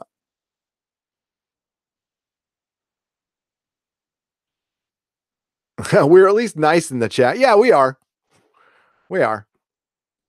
I mean, sometimes it gets salty, but the salty is like I just consider ourselves probably too boring for trolls, and that's fine. That's fine. If they put in the Kelvin verse, that would explain why Spock is supposed to be so emotional, and explains his relationship with Uhura, because Uhura reminds Spock of Mikey. Yes, it would actually, and like aesthetically, it would fit. I don't know. Maybe it's I think Midnight's Edge said it's a rights thing why they can't do that. Otherwise, I think they would. And that'd be fine. I'd be like completely okay with them just going ahead with the Kelvin universe. Do what you want. And honestly, that might be the best way to go from here on out, because the thing is, I think they feel like they can't dip into the old fan base with the Kelvin universe. And that's why at first they kept it really vague. And Brian Fuller came out and said like Star Trek, at one point, Star Trek Discovery was going to be its own thing, separate from either one of them, which again would be okay. And then you can do some fun things with it. It's because Andy Trekker made a good point about like going forward with Star Trek would be really hard because they'd have like godlike technology. So what will be the problem? So, maybe creating another universe is the best thing to do. And there's nothing wrong with that. It worked very well for Marvel Comics for a while. Brent Newman says Enterprise got me through a very bad time. And we tend to hold on to shows, and yes, shows like entertainment can get people through hard times, and that's a legit thing. I know some people might scoff at that, but oh man, there's a couple of things that just like the world is dragging you down, and this is why our escapism is important. And we're lucky to have that. We're lucky to live in a world where we can escape into something and come out a little better, come out after that. And we've given our mind a rest a little bit. And we come out, start thinking fresh and can feel better about things. Now, total escapism and isolationism all the time is bad. It's very bad. But once in a while, all things in moderation are good. And most things. And a little escapism is really therapeutic and fucking good. Hitchhiker was mine. Hitchhiker got me through a couple of very dark times in my life, and I thank them. We have been told here, me and my fellow YouTubers have been told we've helped people. That's great. That's nice to hear. I'm sorry to hear that people are going through dark times though, because it sucks, but I've been through many. And so Hitchhiker was mine. Hitchhiker helped me get through some crazy times, and Orville does rock. Jez Osfield. I'm only upset that it's not out right now. We're kind of dry on television. We are covering a couple of shows, Titans and Doctor Who, but I wish I was covering Counterpart and Orville and Mr. Robot, which would normally be out this time of year. Thank God Counterpart is coming back December 9th. Folks, watch that show. I can't say it enough. It's as well written as The Expanse. It is. And whew, I can't tell you how good that show is.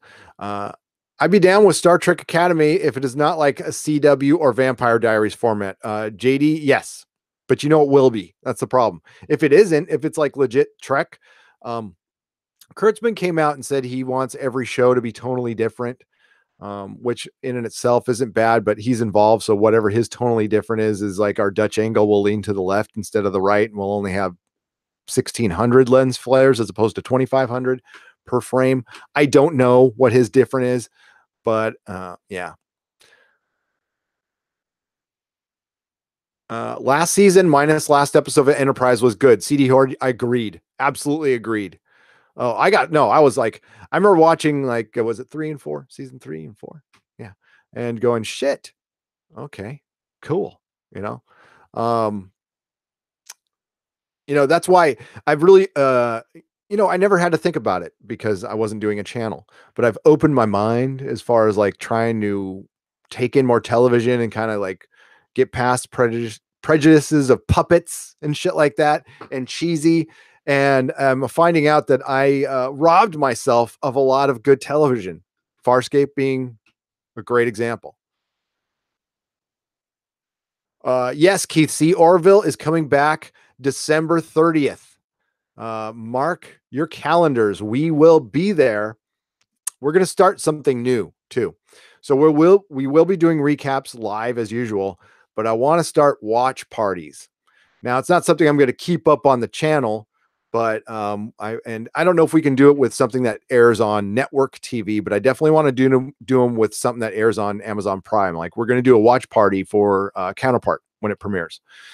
So basically you go to Amazon or whatever, and you watch the episode first without us chirping in your ears. Then you join us on Discord and we put it on our channel live. And then we have a watch party. It's like a TV party. I don't know. It could be a total fucking mess, but let's try it. That's right. MK Dumas or Dumbass. Is it Mr. Dumas or Dumbass? Sorry, 1981. Sorry, I cracked myself up. The Orville was supposed to be Star Trek show, but CBS rejected it. I did hear something like that. I know, didn't Seth MacFarlane go to CBS and pitch them, and they flipped him the bird? So he flipped them the bird back, and we're gonna get a Star Trek: The Next Generation reunion in the Orville before we get it with the Picard series. I read an article yesterday that none of the cast has been asked, period. And it's because it needs to be 25% different. But we know that there's going to be, well, we know Jonathan Frakes is coming back for to direct, and we're also Troy is going to be guesting in next season. So yes, we will be, and the word on the street is they're going to get more TNG actors to guest. So we'll get more reunions there than we will with the Picard series, which they're alluding to the fact that Picard is not really going to be in his own show very much. So that might be the Starfleet. No, they said his Starfleet Academy is going to be separate. So I was thinking it might be, but are people thinking it's Star Trek Destiny? Oh God. That sounds like a bad toy line, right? Star Trek Destiny. Doesn't it sound like Barbie Star Treks or something like that. Nothing against Barbie. If you like Barbie, I mean, I'm not judging. Not judge. Belinda! I was talking about you earlier, but it was all nice. Wish I could say more. It's so hard not to blurt shit out. They finished shooting episode 3 yesterday. The episode title for the first episode went up on IMDb. I don't know if it's true. It would make sense. I won't blur it. Yeah, Belinda, it's good stuff is coming, folks. We'll just say good stuff is coming. I wish I could tell you more, but see, that's the great thing about the Expanse is they don't need to. They don't fucking need to. All they have to say is, I mean, they haven't announced really any major casting. Now, Belinda, could you answer this yes or no? Have they cast Murtry?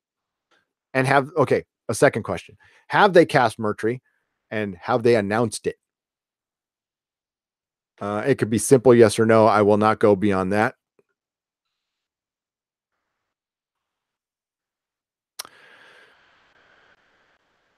Limitless turned out to be very limited with many things, CD Horde, with a great many things. Hail Stephanie B. Back at you. Mary Ashmead, again, thank you for being absolutely the best mod guy. I like all of our mods are awesome. You see these wrenches we have here. These are patrons. I kind of went crazy with the wrenches one day, but these are all patrons. So, and they are really good to the channel and good to me and Dennis and Susan, and we love them a lot. Mary is going through a bunch of stuff, but that's why we love Mary, because she's strong. But Murtry, oh fuck, I love Murtry. I mean, yes, I do love the character of Murtry. I can't. God, Belinda. Oh my God, there's so many things I want to blurt out, but they're from the books, so I won't do it.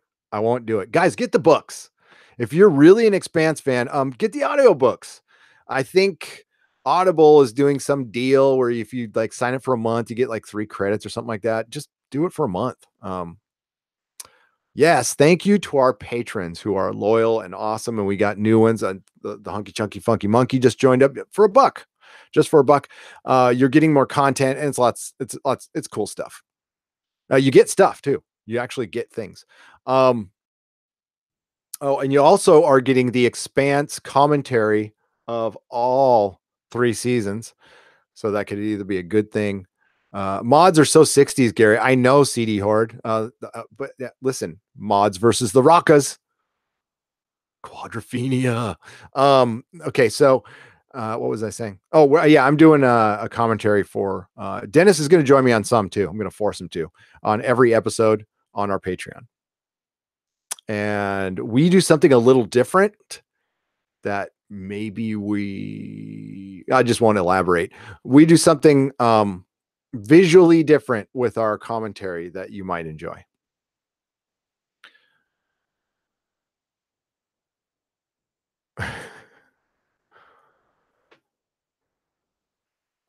Okay, Nerdrotic channel. You can make a watch party with The Last Man on Earth, which is based on the book I Am Legend. The movie is public domain, and and better than the new one. Milwinius. Yeah. I could do that. We can do that as like a start as like a primer. Good idea. That is why I have my notebook. Malwinius. Thank you. Gonna write that down real quick.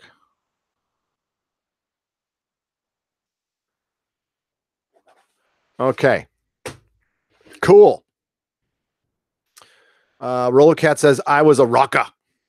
Yeah, how old are you, Rollercat? Yeah, I was a punk rocker. But like second generation, like first generation punk rockers were like late 70s, early 80s. I just posted something on my Facebook of a guy named Danny, who was a punk rock legend. Honestly, didn't know we knew his last name, but I didn't know his first name. He was a punk rock legend in Encinitas, where I grew up. He was a legend for dying. So he was like the first guy to have a mohawk in Encinitas. And back in my day, when you had a mohawk, that was like, ooh, whoa. You know, I mean, I was like considered really rebellious and crazy. And yeah, he got hit by a train. That's what he was famous for, is getting hit by a train. But I found there's a thing called the Weekly Reader. I'm sure every big city has one of these. There's a 5-page write-up on that guy. I mean, shit, you know, dying young and all that stuff. I don't know how I even found it. But yeah, it's a great story and it's on my Facebook. If you remember, I can post it on our Facebook page too. Really interesting reading about rebellious youth, mods and rockers. Yes, I love Quadrophenia. I love The Who. I love Sting. Still growing up. Me too, Rollocat. Yeah, I'm a Toys R Us kid for sure. Well, Cece. My God, Cece. Shit. Damn. $100 super chat from Cece with the Betty Page. I love Betty Page. Can you please review Ex Machina? I know you guys are busy, but I'd love to hear your opinion on one of my favorite movies. Thank you. Consider it done. Consider it done. I will try to get it done within the next 2 weeks. If you're on Twitter, CC, please hit me up, DM me, or Facebook, or through Facebook, or you can contact me at nerdrotics@gmail.com so we can be in contact to make sure you do not miss it. We will do it live. I actually like that movie quite a bit. I do. Wow. Fuck. Thank you. That is a lot of money. And I'm a little floored. Yeah, fucking Cece. Hail Cece. Wow. We really appreciate the super chats, but what our promise here is, no matter how big we get, we will always do our very best to read all of your chat. Okay. That's it. One is not more important than the other, but we really appreciate the donations. Your donations go towards all the streaming services we subscribe to, and we're going to need a new machine, because that machine I showed you yesterday, which was my old Mac, right? And right after I talked so glowingly about Macs, fucking thing died. It died. It just won't turn on anymore. So it's almost a decade old. So that was my Discord computer. So I'm going to be getting another one, and that will be our Discord, because I don't want to put Discord on this, because I want to keep them separate. But yes, we have a Discord. Yeah, if you're on Discord, look for Nerdrotic. I'm very new to Discord, so I think you might have to be invited. If so, again, hit me up at nerdrotics@gmail.com. And as far as like how the chat goes, just like it does in here, same rules apply and all that stuff. So I have to assign some mods, but it'll be the same people who are mods here. But did I watch Upgrade? Not yet. Awesome Sauce. I've heard very good things about that. That is on my list. I'm not big on going to movies in the theater. That was Blumhouse, right? Yeah, I need to see that. Dennis, I think, saw it and liked it. Blumhouse, I'm not a horror guy, but I freaking love their whole business model of like, really being passionate, making good shit, and not requiring a ton of money to do that. There already is a reckoning in Hollywood going on. Okay, so Belinda R. Sorry to kill myself in the middle of thought there, but as far as the Expanse is concerned, there is, so Murtry has been cast with no announcement. That is great. It must be a big deal. I don't know. I hope so. That'd be great. Fucking awesome. All right, so there's going to be a reckoning in Hollywood. Hollywood wastes a ton of fucking money. That's one of the things that blew me away when I worked there, is like how much money was just fucking flushed down the toilet. It's ridiculous. And I am I don't want to bust out politics here.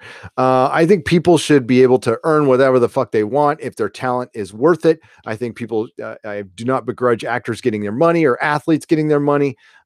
They have a specific talent that has a demand. They should be able to make whatever the fuck they want. That being said, we can still earn as much as we want and have limitless earning potential while still being responsible and not flushing money down the toilet that could, I don't know, feed people or some shit like that, or go towards infrastructure or something. I hate seeing wasted money. I hate seeing wasted food. I'm not a big waster. I don't know. I hate it. I hate it. Like straight up, like leftovers, totally annoying. So Hollywood burns money. Like, they could use it for Coke, whatever they want to use it for. They just like waste so much fucking money. And it's because of the system. The system is set up through, I hate to say this, folks, some people might get mad at me, through the unions have set up this thing to where, of course, the union started out with good intentions. They all do. It was the studio system. The actors were being mistreated. It was fucking terrible, and they still are. The unions really haven't helped that much. What the unions are used for in Hollywood, and I was told this straight up by a union member, was to keep people out. It is not to lift up members or it is to keep people out, is to protect the jobs that are there, to kind of stop the flow of people coming in. Unfortunately, that whole system is breaking down now with the streaming services and stuff. The unions have little to no power. The one group of people that actually needs one, which is all the people doing post-production. And there's an editors union, but there isn't a metadata, there isn't a compression union. There isn't a union for contract workers who are, dealing with metadata or pre-mastering technicians or any of that shit. And they're the people getting kind of screwed the most. But demand, all that stuff. But Silicon Valley is really kind of fucking up the whole system. And through this time right now, enjoy this time. This is going to be like a new golden age. We're going to get so much creativity, especially through anything that's on Amazon or Netflix, because they're like, they're Coke and Pepsi right now. Fuck Disney and all that shit. Amazon and Netflix. They are going to be competing with each other, and they're going to start throwing out, like, Netflix is already doing it. Like, we get The Apostle. Never fucking heard of it. It just flies up on the screen one day, and Dennis talks about it. I'm like, whatever. And then I watch, I'm like, holy shit, that was good. I'd have never have seen that in the movie theater. I'd like, just, there's no way to market that film. You just got to watch it. If you're squeamish, don't watch it. It's pretty gross, but it's got like this crazy plot where it starts at one point, you're like, I'm interested, and then it turns into something else at the end. You're like, that was cool. That was really cool. And Dan Stevens is a leading man, straight up. Because he always seemed kind of like, I don't know, for lack of a better term, he didn't look like A-list leading man material. All right. He is. After watching this, he can be badass. He can be badass, which is kind of an important part of being a leading man. You got to have badass potential. You don't have to be like fucking Charlie Bronson all the time, but you got to be able to draw on your Charlie Bronson when you need to. Yeah.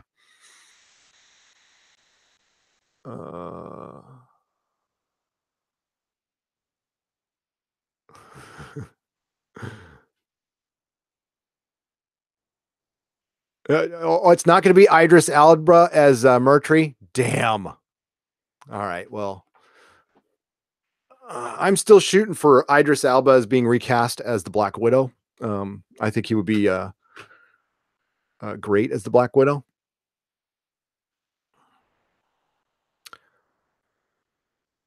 I didn't watch Leftovers. Was Leftovers good? It had Eccleston in it. I heard he was great in it. I don't know. Okay. I did watch the first episode. It did not grab me, but I could be wrong. I could be wrong.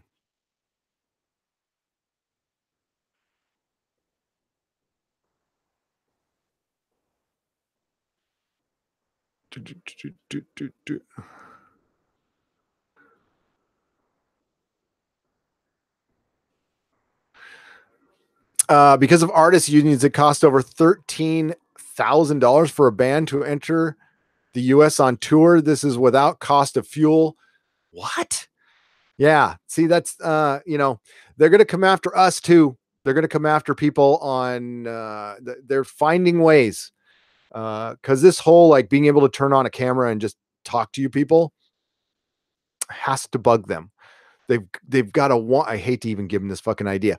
Like my wife, who does hair very well, by the way, has to have a license. She needs permission by the government. Now, what's behind that license makes sense. There is some health code stuff involved. She deals with chemicals that could seriously hurt certain people. So there has to be that. Now, I believe it's always bad apples that spoil the whole bunch, but most of us adults would not want to hurt our clients. So we would make our best effort not to do that.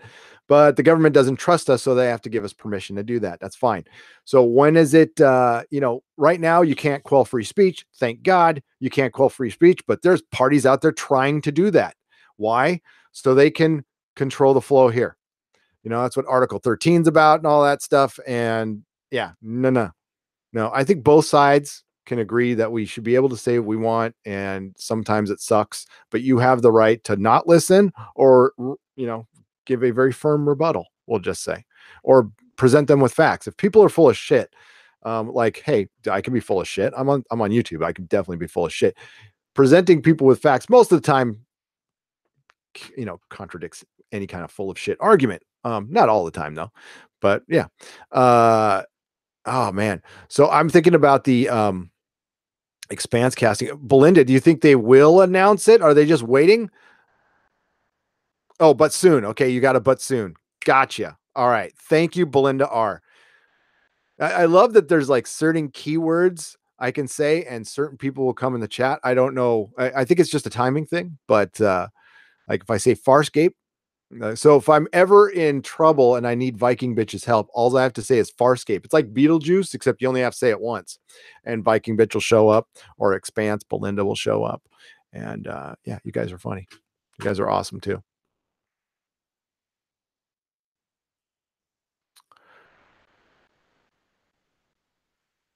I can finish an entire head of lettuce by yourself, says Cato. There you go. Dan Stevens played the lead in Legion and Apostle. Great actor. Yes, he is. And Legion is a very different kind of lead, by the way, because he starts out as one thing.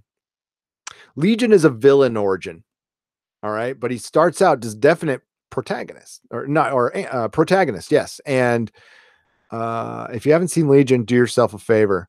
If you want to see. It seems like we've gone far enough into the superhero where people want to start seeing different stuff. Well, if you want to see different superhero that's not totally dependent on costume done well, like Logan Legion. Legion is the best thing. I mean, Deadpool and Legion are arguments for Fox to keep the X-Men universe. Now, of course, Dark Phoenix is going to come out because that's got Bryan Singer attached to it. Anything Bryan Singer can go away. But freaking Deadpool, Legion, good. Two things Disney would have never produced. Ever.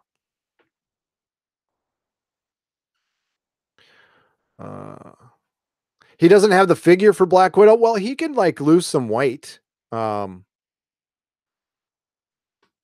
Why are you body shaming Idris Elba, CD Horde? No, just kidding.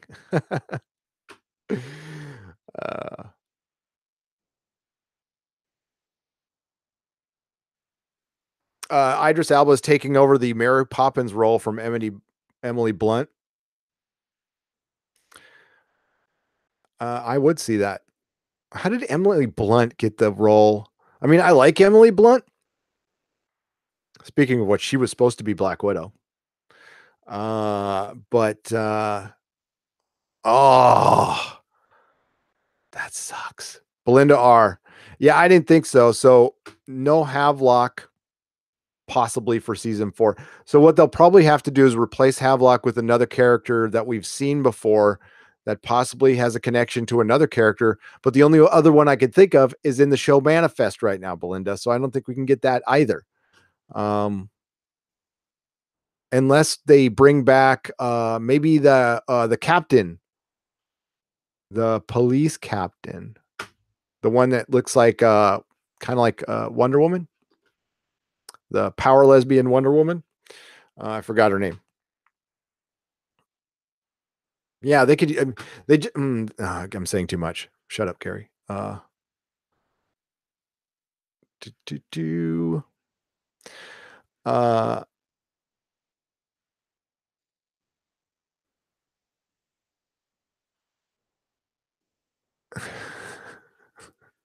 Sorry.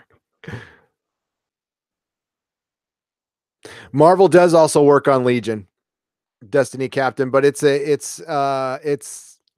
started out as a Fox thing, but yes, they co-produce that with it's one of the shows that they co-produce, but that doesn't always work well because Marvel works on The Gifted as well. Marvel is as involved in The Gifted as it is in Legion. They do occupy the same universe as the X-Men Singerverse. There is actually a reference in Dark Phoenix to something that happened, or in Legion, for what is possibly going to happen in Dark Phoenix. So Legion takes place prior to the Dark Phoenix movie. There's also this in The Gifted, a July something or other incident that they speak of, which also could be connected to the Dark Phoenix, and The Gifted takes place after Dark Phoenix. That is the running theory, by the way, and that would actually make things cool if they connected it like that. I'd like that.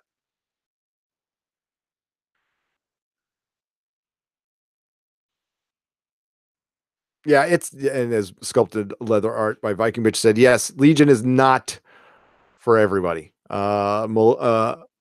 Nerdrotic does not like Legion, but it's okay. Speaking of a show that's not for everybody that we might be covering, and I only say this because I do have a prejudice against it because it was going to be on the CW. But Dennis really wants to cover Sabrina, and Mrs. Nerdrotic wants to cover Sabrina. So they will. I'll probably be there too. I'll watch it. It's going to be on Netflix. Truth Apocalypse. Awesome. You found us on Discord. Good. Just look for Nerdrotic. We're there. I can't say I'm going to be in there a ton. But I would say, I'll be in there more in the future. So yes, I was talking about this way in the beginning. Basically, over the next 3-4 weeks, I'm going to be doing the channel full time. I was doing some comic shop stuff prior to that, and ran into a little problem downstairs. It's going to require some immediate attention. So I got to kind of stop the comic book stuff, contact the homeowner's insurance. And we have a really fucking old house, and we have some wood rot down there. So we got to take care of that. And the insurance is going to take care of that, which is great. But it kind of stops my comic book thing dead. So I'm going to focus on the channel more often. So we will be doing some more live stuff. I'm going to throw a couple of videos at you guys. I don't know. I don't know. We'll see if you guys like them or not. If you don't, that's cool. I understand.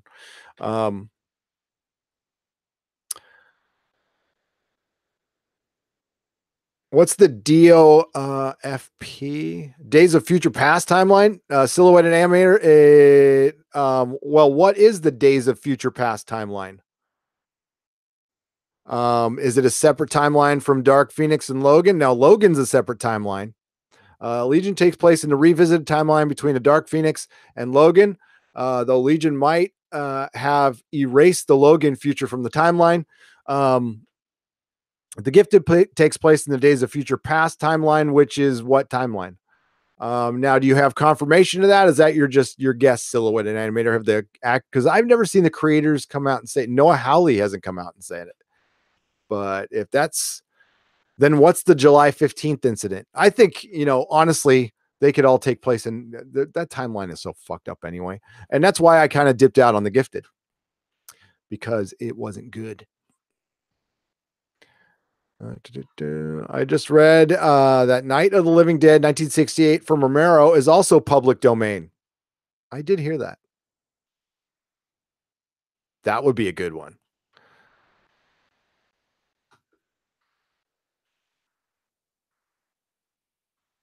Doomcock and I were talking about a movie that I would love to cover. It's a Danny Kaye movie, though. The Scarlet Pimpernel.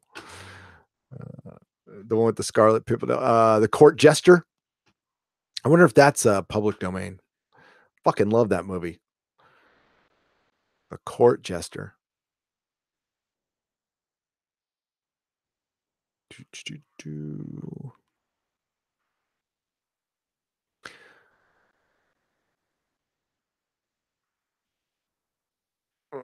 Legion's about a crazy person with powers of a god. It's not in any timeline. It's in his own thing. That's the beauty of the show. You don't know what's real and what's imaginary. And that's part of it. But the connection that is a direct connection to the Dark Phoenix was Red Hook. They talk about a Red Hook incident in the first couple episodes of the first season. And on the police cars that Jean Grey is throwing around in Dark Phoenix, it says Red Hook on them. So that's where I got that connection. If they connected them, it'd be cool. If they keep them separate, then they're just waiting for it to die, which I think is happening. I think they're just waiting for it to die, and they're going to bring Ryan Reynolds over, and they are going to try out Deadpool PG-13. And if it works, believe you me, you will get a PG-13 Deadpool, and all that talk about rated R stuff is BS from Disney. That's why Venom went to PG-13. That was shot as a rated R movie. Would have been better. Yes, the original Night of the Living Dead is public domain, says Mage Grey Wolf. Yes, that is awesome. We can do that.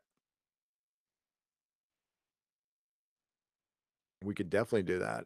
If you just accept that the narrator is schizophrenic and has powerful mutant abilities, Legion does not seem that hard to follow, Mike Cedar. Yeah, it's the classic case, and like that's probably an underlying theme in a lot of shows we cover is the untrustworthy narrator. Mr. Robot, Legion, Counterpart to a certain extent. Westworld. Definitely. A lot of potential for mystery box bullshit. Unfortunately, with that, Castle Rock was an untrustworthy narrator. Sometimes it's done well, sometimes it doesn't.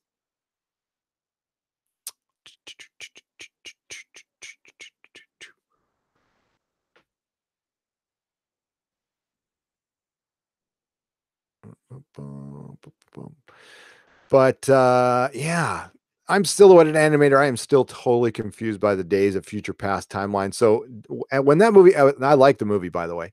So did it create its own timeline? Are we just like talking about X-Men string theory here? So it ends everything happy, basically. And Logan doesn't take place in that timeline in the future. Or Logan is its own timeline.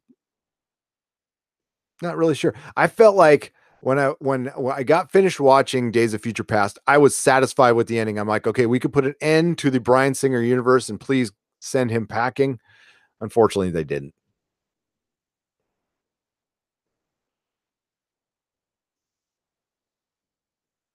Thanks, Silhouetted Animator. Appreciate it. He's sending me a link. He DM'd me. PG-13 Deadpool was always coming. Yeah, it was Brad Noble. I agree. I don't think there was any doubt that the minute Disney took over, we were getting PG-13 Deadpool, whether we like it or not.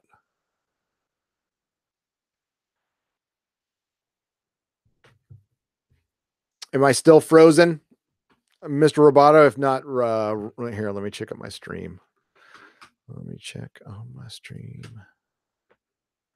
Says it's good. Yep, good health. There we go. And the possibility of Gifted getting retconned out. Well, I think this is the last season of the Gifted for sure. I think it's done. You could choose public domain movies and try a commentary. It might be very popular, maybe a sci-fi movie or something. Yeah, I'll try it. I'll try anything. Most everything. Stephanie B. To Brad Noble, no dirty Deadpool, then I ain't gonna see it. Yeah, believe me, PG-13 Deadpool sucks. Just read them in the comics. But Deadpool always has an expiration date, folks. It's a joke that gets old. I want a rated R Mr. Rogers, though. Yes. Like when the camera goes off. Goes, I don't give a fuck about my fucking day in the motherfucking neighborhood.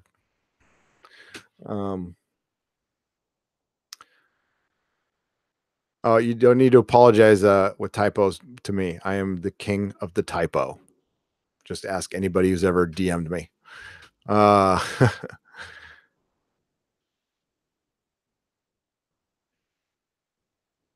Everything from the original trilogy and the first two Wolverine movies never happened. Okay. They just never happened. And that's fine. I am okay with that. They were good for their time, but as time went on, we have evolved past that from the superhero film. That's part of the big long video I'm doing on superhero costumes. I have no Deadpool that's not rated R is good luck with that. Good luck with that.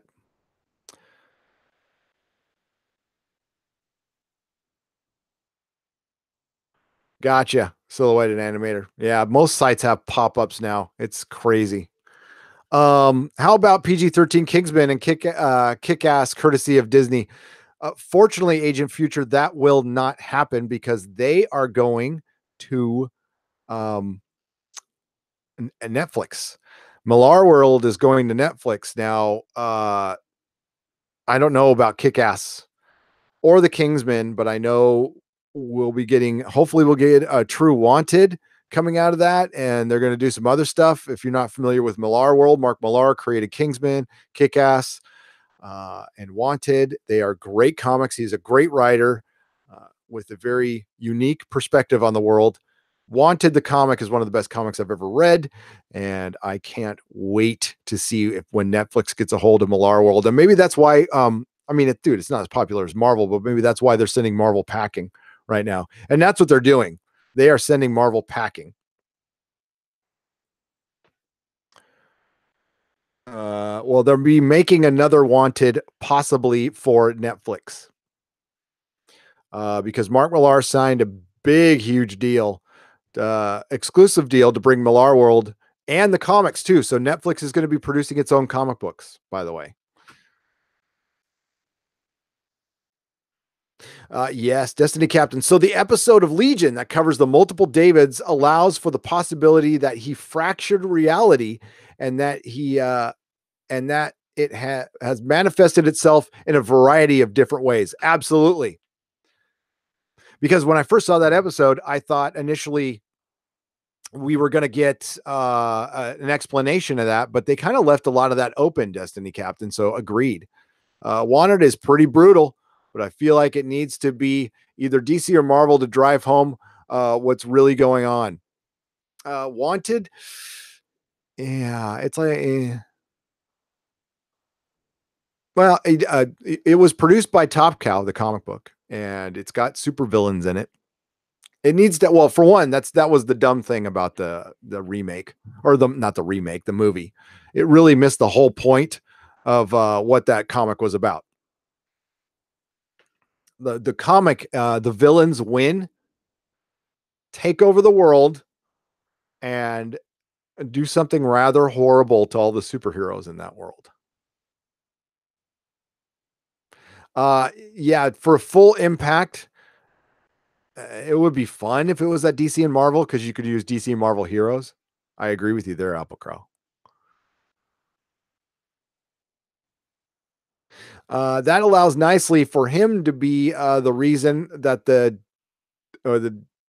disconnection exists in the Fox X-Men reality.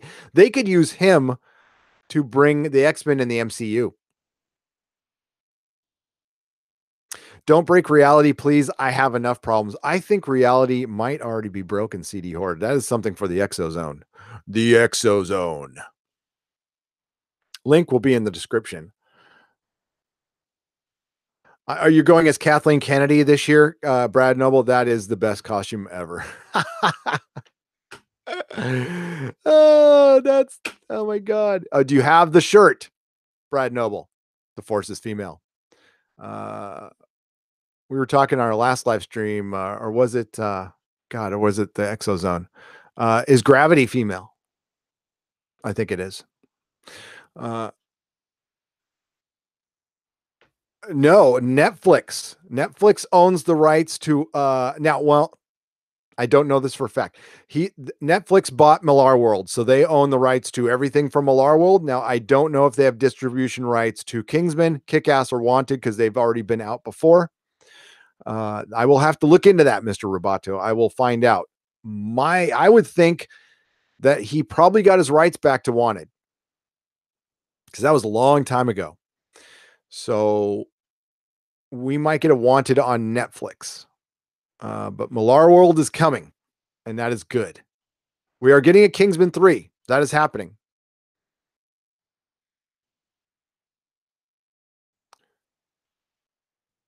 I did just assume your force is gender. I'm sorry. I think Farouk created Sid, her speech, and not depending on love in the Loop episode seemed to set up Farouk killing Army. I think he wanted David to stop loving her since she was a weakness. I have always thought Sid was a figment of David's imagination, and I think we did get some confirmation of that a little bit in season 3. I don't know.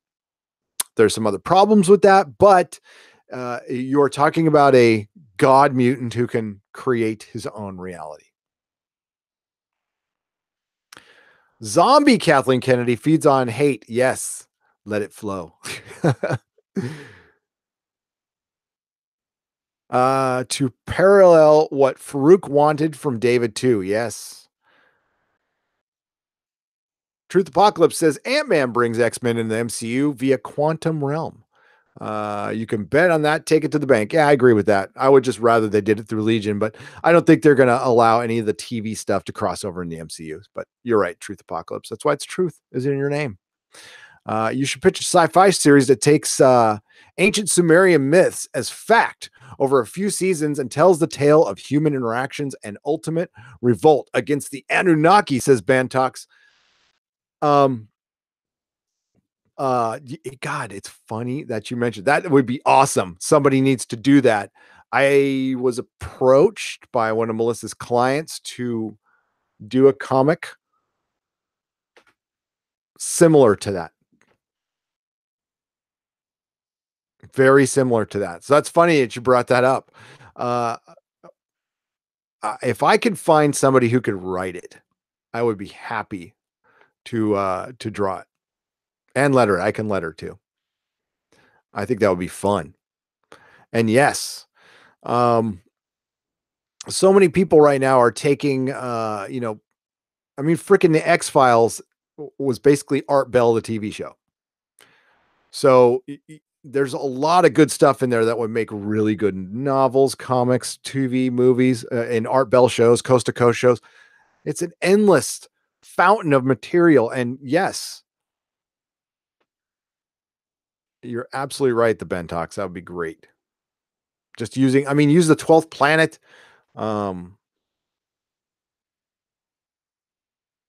Gilgamesh, Just adapt, like modernize Gilgamesh a little bit.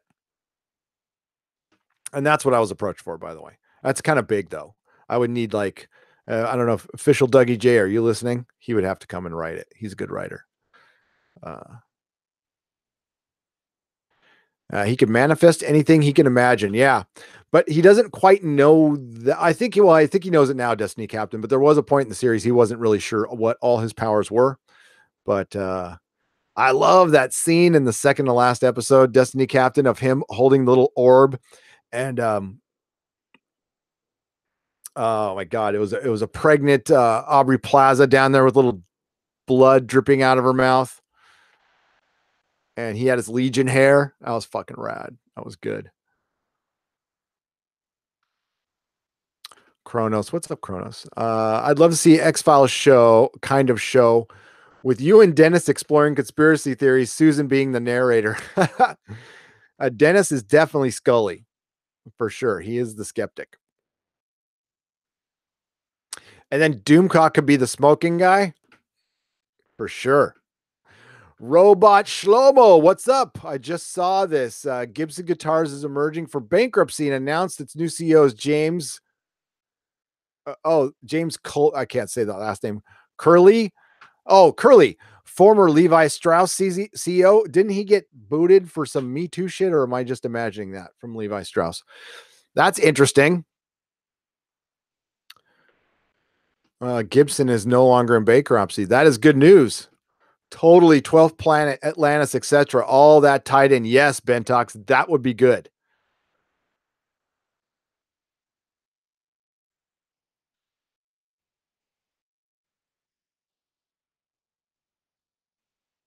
Yeah, pregnant Lenny on the floor with David in the orb. That is like the shot from the series. That like, oh my God, that was epic when they did that. Surrounded by bones and skulls and shit. I'm like, oh, fuck yeah. They just went full on comic book. And that, Legion goes more comic book than most other shows. Yeah, Nibiru, the 12th planet. Anything Anunnaki.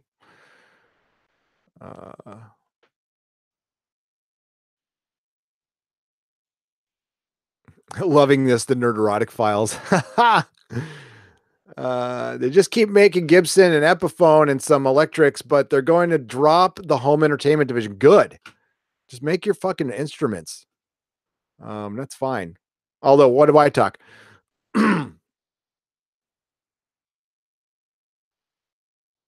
I got a really expensive Rickenbacker like downstairs that I never touch, and I play this thing all damn day. And it's like, this thing is a piece of shit. It's broken, and I have to tune it with pliers. But this is like a smaller bass, and I have like really small fingers, so it's easier for me to play. And it's got my stupid superhero stickers all over it. And see, this is like $100 bass. I play the shit out of this thing all the time. Yeah, knobs are broken on it. I like that. I can bang it around. Yeah. I've been having a lot of fun on that lately. That's the first time I've broke it out regularly in a couple of years. Whoa, super chat. Ho, what's up? For some avocado toast, the Bentox $9.99. Thank you. Okay, so I promised to do a live stream from the toast bar. I will do one next week. Just a little one. I won't like be eating on the air. That's really gross. But I'll show you some avocado toast. And I do eat like toast and shit. I love it. And I love avocados. But I'm from the avocado capital of the world down in San Diego, Fallbrook. That's where my mom lives. Midnight's Edge will be the smoking guy. No, they're going to be, they're the lone gunman. They're the lone gunman. Sorry, Rob. You know you are. You know you are. What's up, Rob?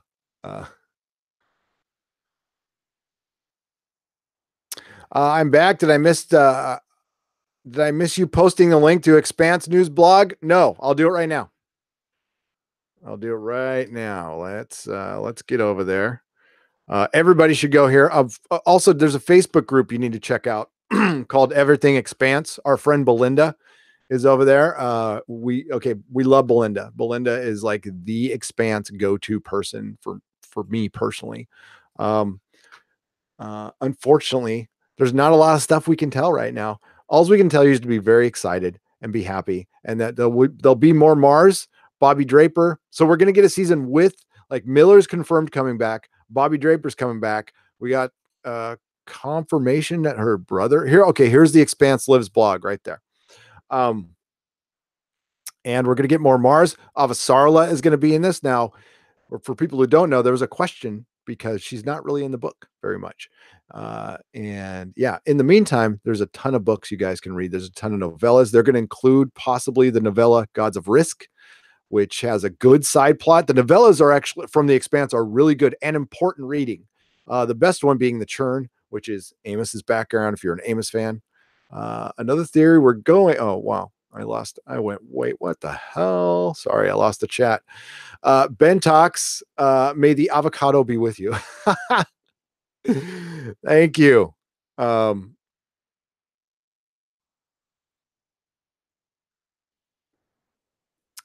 new Star Trek flying V-shaped Star Trek logo ripoff at 45,000 was such a bad move.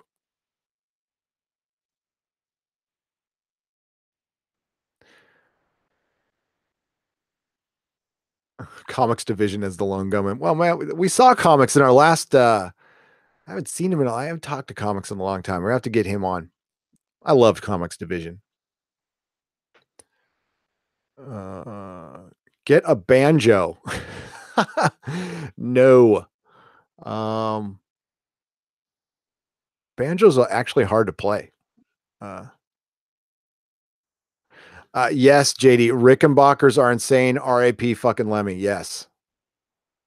If I drank, I would pour some of my 40 out for Lemmy, who's a god in our little pantheon here. Lemmy's a god. Hipster. I'm not a hipster. Okay, my beard isn't ironic. This is a man's beard, and yeah, not a hipster. I mean, I might like some hipster stuff, but no. I've actually like been in a fight. I don't live off a trust fund. Okay, I might thrift my clothes. I might do that. I like toast. Okay, there might be some hipster tendencies, but I'm not. I might have been into a few bands before you were. I'm just kidding. There we go.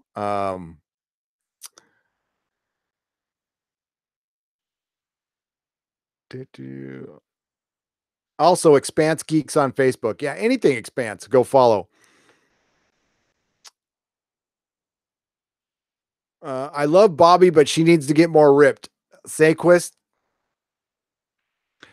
I will agree with you on that. She's pretty, the actress for her is pretty big, but yeah, the Bobby in the books is ripped. But I mean, a lot of people are different from the books than in the show. The show, the people are a lot prettier. Like Miller has a giant head and he's like, super tall. And so does Naomi. Naomi has a bigger than average head because you're a belter. You have, it's not, yeah. You got to look at some of the like fan art from that stuff, and that kind of gives you a look. Yeah, that's one of the things that I've kind of wondered, especially with superhero movies, is sometimes people need to get more ripped. I won't make it a man or woman thing. I think if you're going to play a superhero or you're going to play a character, you want to try to look as much as your character as possible. That's why I'd like, Colleen Wing from Iron Fist. I mean, she played the character just fine. She just didn't look anything like it and didn't look like she prepped very hard. And then that was my problem with her in Game of Thrones too. The Sand Snakes are formidable women who like fight a lot, and you would have the body type of somebody who fought all the time. Fighting all the time is like swimming. It's like riding a dirt bike. You use every fucking muscle in your body. You would be completely ripped. if you were fighting all the time, especially with like whips and daggers and shit like that. You can't look like you were going to the mall, especially if it's a period piece. You got to look dirty and rough and emaciated. Comics is cool, Mary. We love comics division.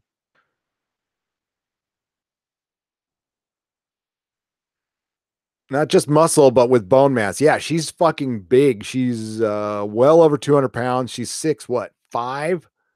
She's a monster. She's like, yeah, she can like legit kick many dudes' ass. She fights Amos at one time. So people at the time only drank wine because of the bacteria in the water. The alcohol killed them. So you'd be ripped and drunk. Yeah. And bad teeth, Mako. Bad teeth. They would all have bad teeth. Oh,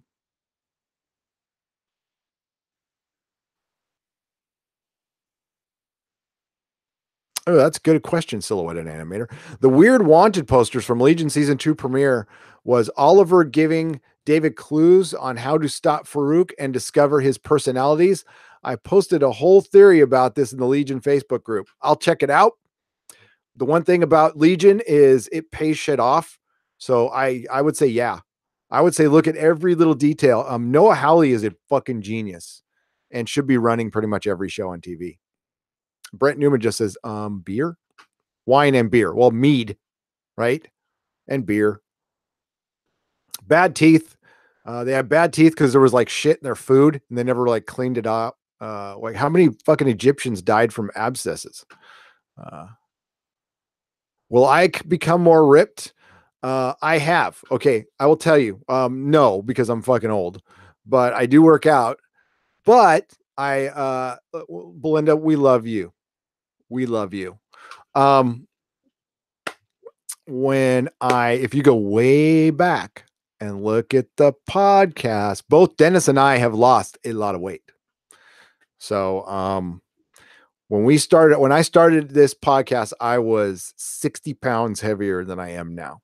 And I'm like, for one, made a huge mistake. I don't know. I still like, we wanted to be, I don't know why we weren't anonymous at first, just because we didn't know what the fuck we were doing. So we're like, let's show our faces and blah, blah, blah. And like, hasn't been a problem with that, but you never know. It could be potentially. So now that we show our faces anywhere, I got kind of vain and I'm like, yeah, I need to be healthier. Now it had a little bit to do with the channel, but mostly had to do with, I went to my sponsor who was my men's health physician, and he took a look at me and gave me a physical. And then he just said, you're obese. And it freaked me out. I'm like, God, what? And yeah, now it's a broad term and it doesn't really mean anything. And I don't mean to like, it's just for what works for me. I had stopped working out, and my sponsor told me it's really important for my recovery to do it every day, which he is completely right. So I do it every day now. And within a month, I lost like 50 pounds. I paid to go on a medically supervised diet. None of it, no like stomach shit or anything. They gave me a liver cleanse. I didn't eat anything for the first 3 days. And then I went on a very controlled diet that was written out for me every day. Like I had to weigh food and all that shit. And I stuck with it for a month and it worked. And now I can eat with whatever the hell I want. I'm 50. So it's great. But I keep working out. It was a lot of weight. It was more than we had planned on, like 25 pounds. I ended up dropping 50. But a lot of it was, and that sucks for ladies because us guys have this thing where if we just like stop our sugar intake, we drop 10 pounds like overnight. Sorry.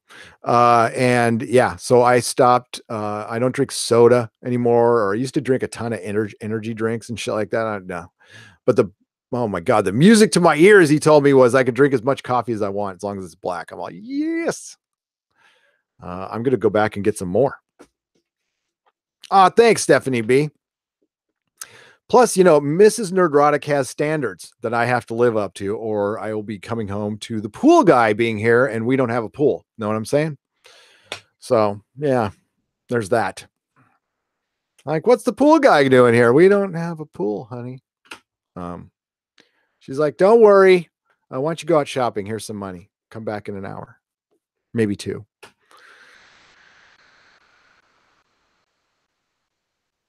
Von Spam says, working out, radiation is the best way. All the best powers come from radiation. Look at Bruce Banner. Yes.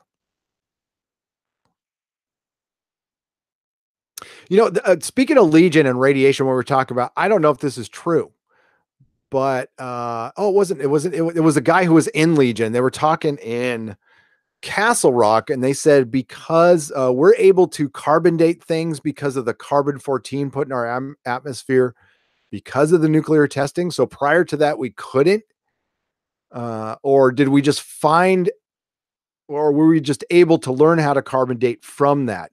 I thought that was fascinating. I never bothered to check it out, but yeah, I learned that from watching TV. I don't know why I just blurred that out. Oh, because it reminded me of Legion from a guy who was in Legion, who was on Counterpart. And that's how my mind works, man.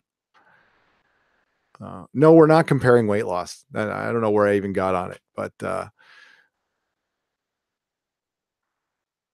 CD Horde lost 100 fucking pounds, kept it off for 15 years. Good for you, dude. The pool guy is much better than the milk guy. The milkmen are all the real pervs. We don't have milkmen anymore. We used to. Thank you, Silhouetted Animator. I'll check it right now. Let's get to Twitter. Talk amongst yourselves. Sorry I did such a short live stream last time out.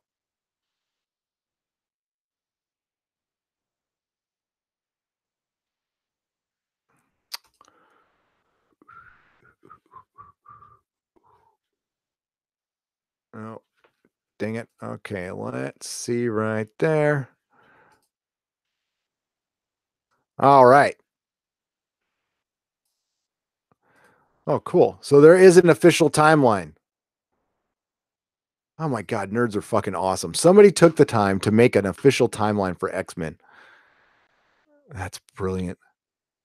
Holy shit. God damn. I marvel.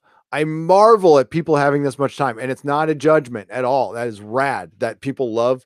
This is what we are protecting here. God damn it, with fucking Doomcock and Random and Midnight's Edge and everybody else, is we're protecting people who want to sit down and make a goddamn X-Men timeline because it's a fucking free country and they can do that because they love this shit so much. And they're not getting a penny from that. They're not getting adoration. It's probably done under some anonymous name. And you know what? Like CBS wants to kill that shit. Fuck you for doing that. God damn, it makes me mad.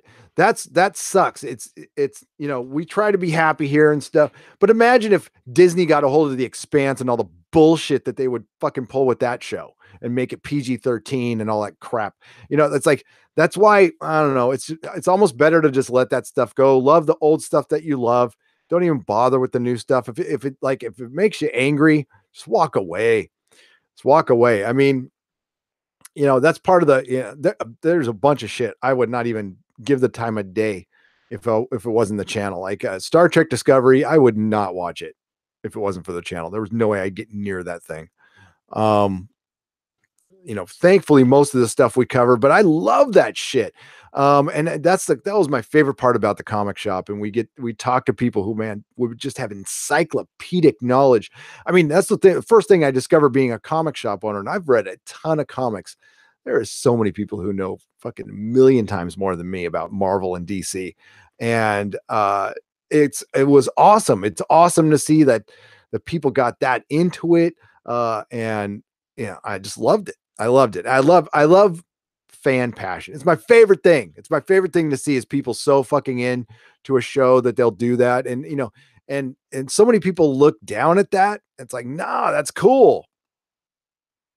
There's nothing wrong with sitting down and, people go, it's a giant waste of time. No, it's not. It's not if it's making them happy or her happy. That's rad. And now you can share that stuff. There's people who used to write that stuff out on their own.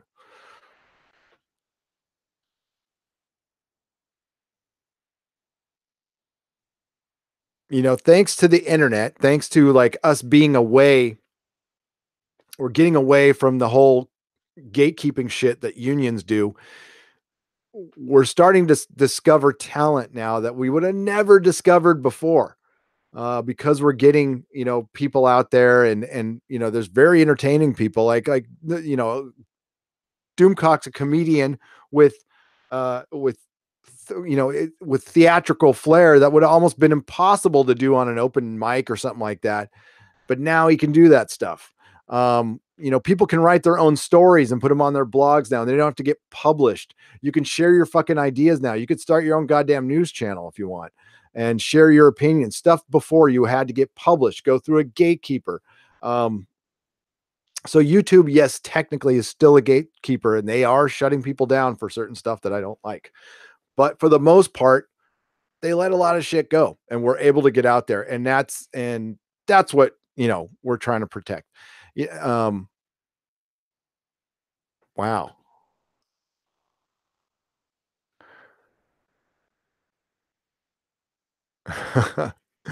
Wow, Silhouette and Animator. I got that. I will have to read that later. Spirit of the Squid. That's cool. That is cool as hell. Thank you. And that's just what I was talking about. What's up, Midnight's Edge After Dark? Supposedly someone blocked me from messaging on something DC related to the service because they gave a bad rating on Titans. What?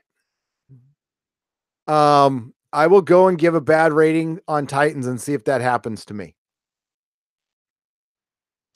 They are doing a bunch of live stuff there, and I think they are kind of controlling. I mean, don't do live content if you think you can control trolls, because now it's going to be hard to make fake accounts because you're behind a paywall, but we'll see. I believe it. We'll talk about that. DM me on that one. That's almost video worthy, my friend. A Doomcock is hilarious. Plus, he has cock in his name. Yeah, anything with cock kind of makes me laugh. Brad Noble is shocked, but I sense his sarcasm. What? Sarcasm.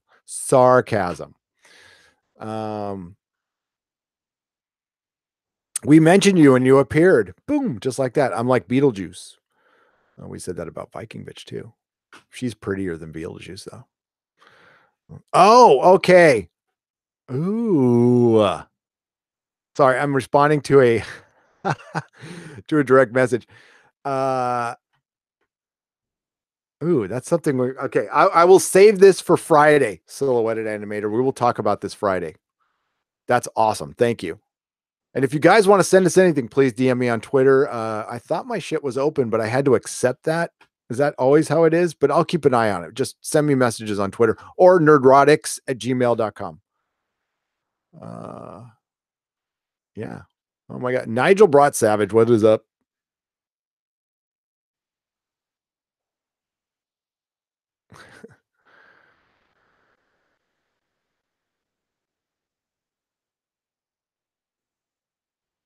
Not many people know about Hawkwind Old School Project. Honestly, discovered it way too late in my life. It was Lemmy's first band. I don't know about it. I'll have to look into that. Most fans don't care about CBS cease and desist orders. They keep watching and keep supporting bad Trek, and it always leads to worse Trek. Trek 2009 led to STD. Enterprise led to 2009. Say, Chris, you're right. And that's even me enjoying Star Trek 2009. I consider myself responsible for getting or partially responsible as being a fan of it, for getting what we got. And it's all because of Star Trek 2009. And the Enterprise, bears some responsibility too. Let's be honest. It hasn't been a very strong, good franchise for 2 decades, maybe more.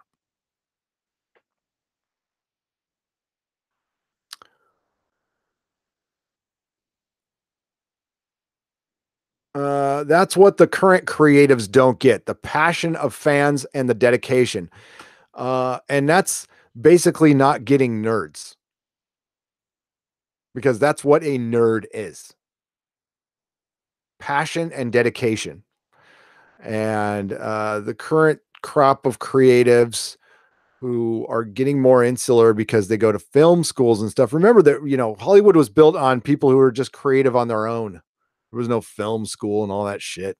They just showed up, and some people, well, most people were discarded like trash. And then some people were brought in because they were talented. Cream always rises to the top and all that shit. But the current creatives create shows for each other and for media, like digital media sites, which is insane, and not for the fans anymore.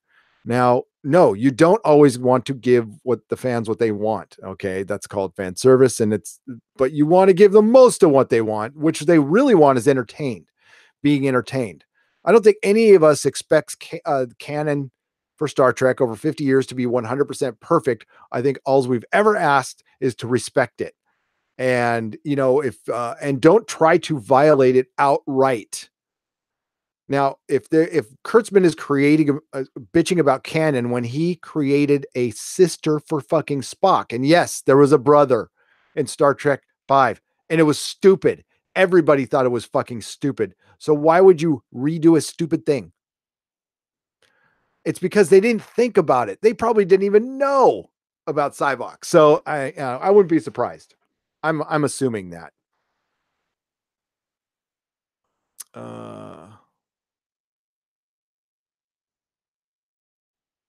He is a was and hates Trek. A wuss and hates Trek. Yes.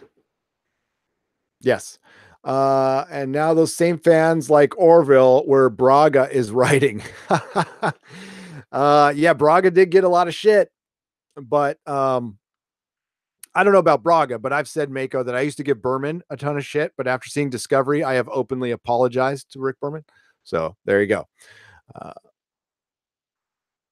These people don't learn from the past and they think they can do better. Oh, for sure. He didn't like the original series, thought it was like Batman 66. Oh. Ooh. Yeah, well, that shows you how much they watched it. He probably watched it without the volume on or something like that. And I guess in a color tone, they're similar, and they came out around the same time. So that's how they're similar. The same way that, you know, fucking Flash Gordon is like The Empire Strikes Back because they came out within a couple of years of each other.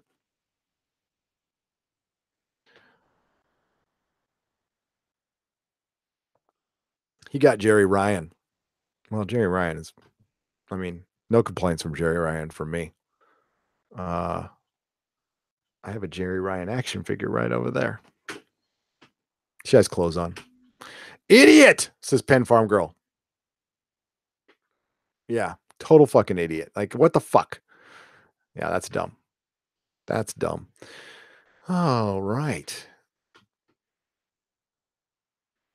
I am going to play our Patreon video. Getting close to that time, man, but we're going to go for a little while longer. Just a little while longer. Open with VLC. There we go. And we are going to share. Not on this is the Hunky Chunky Funky Monkey. Welcome to our newest patron, Hunky Chunky Funky Monkey, who joined for as little as $1. As little as $1. Let's go to the chat now.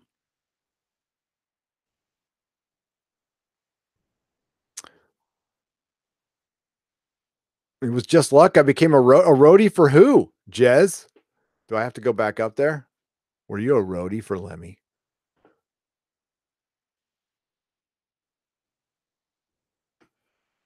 Cybok was also a half sibling. It would have been 10 times more interesting to replace Burnham with Cybox. It would have, Apple Crow.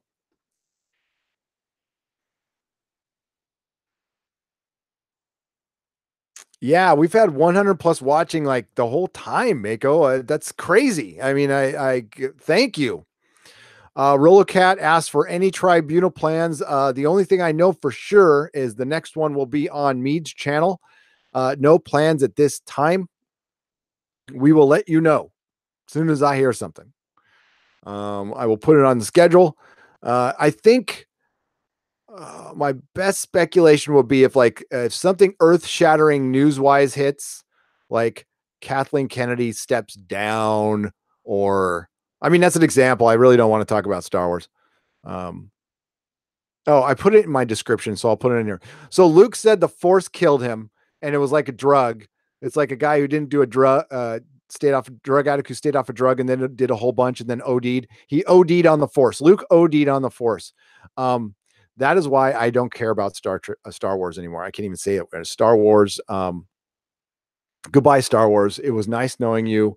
You're more bad than good. We don't really talk about you on this channel anymore. I don't care enough to be upset. I hear that now, and I'm just like, oh, yeah, okay, that's great. They took something good and wholesome and shit all over it and actually ruined it. And yeah, it ruined it. Like, I could care less. Yeah, the only thing I've kept is the Ralph McQuarrie art. I kept my Ralph McQuarrie art. Everything else is gone. I'm giving it to my patrons. I don't care anymore. And we're getting really close with Star Trek. And I'm okay with that. I'm totally okay with moving on. Like I said, the Expanse is my Star Trek now, and my Star Wars. And you know what? It's for everybody. I think everybody should just move on. I think you should just put that stuff down. The Expanse, it doesn't have any toys or any cool collectibles yet, but it will, and more people interested, more chance of that happening. Yeah.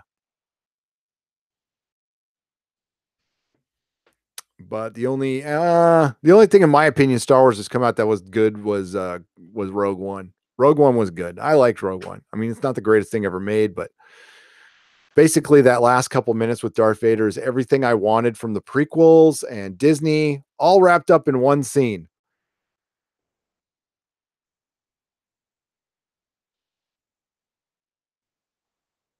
Captain Robert April is currently working on his part 2 of his Kingsland video. Captain Robert April is a YouTuber. Please subscribe to him. Good guy. Should I add my PayPal link to my YouTube? I could, as a tip jar. I have one. I never really thought of that. Thanks, Melwinius. I will do that as a tip jar, but you guys do not have. You don't have to. Thank you, though. The Expanse as a board game. We need to support that. I also, it'd be bad for me not to mention Anas Abdeen. I've been promising him a video bump. So our Monday's Nooner will be basically a reminder that there still is a Star Trek Discovery plagiarism, I guess, for lack of a better word, lawsuit that Anas Abdeen has filed. I've heard no new news lately, but nothing bad nor good. I know he's still out there. He did a game called Tardigrades that Star Trek Discovery completely ripped off, in my opinion. And he is just he's just a nerd like the rest of us, wanting to create a video game. And he got pretty much ripped off by a big company who's trying to it's David versus Goliath. And of course, we're all going for the David part of this, who is Anas Abdeen, who is a nice person who's just trying to take care of his parents. And creating this game, I'm assuming this, because he mentioned in his blog that it's very hard to take care of being a caretaker. I know what that's like. I've gone through that with my father, and it's nice to have an escape. So this game was an escape for him to do that. And that's why we support him. We support this human being, okay, who is getting fucked with by this big company that doesn't need to do that. The Tardigrades is Star Trek online game now, I guess, but they changed the color of it. Yeah, I saw that. And he is aware of it. Actually, Doomcock told me that, and I shot him a tweet.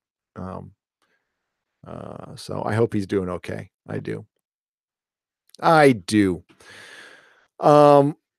You guys are awesome, by the way. Have I not said that enough today? We had some amazing super chats today, folks. Oh crap. What the hell? There we go. And let's take a look at wow. I must have missed some. Did I miss some? I suck. I got to keep this page up. God damn it. I fucking suck. Mr. Roboto, I'm sorry. God damn it.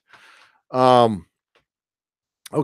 Rolocat for $2. Saquist for $5.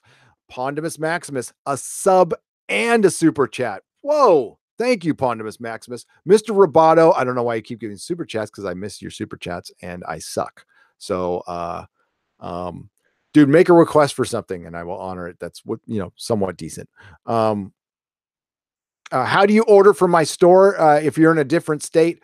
I'm going to be doing an online store that's attached to nerdrotic.com, Mr. Roboto, and it'll be very easy. I have a PayPal account and it will be through that. I also will be touring. I will be going to, I like small cons. So I won't be going to many big cons. I'll be going to a lot of small cons and probably will end up in a town near you. So, and we're going to, while I tour, we will do meetups and podcasts from the road and stuff. And that's all going to be in 2019. Johnny Pop. So we had Roller Cat for £2, €2. Saquist for $5. Pondimus Maximus for $4.99. Mr. Roboto for $5, $1.99, and 2 for $2.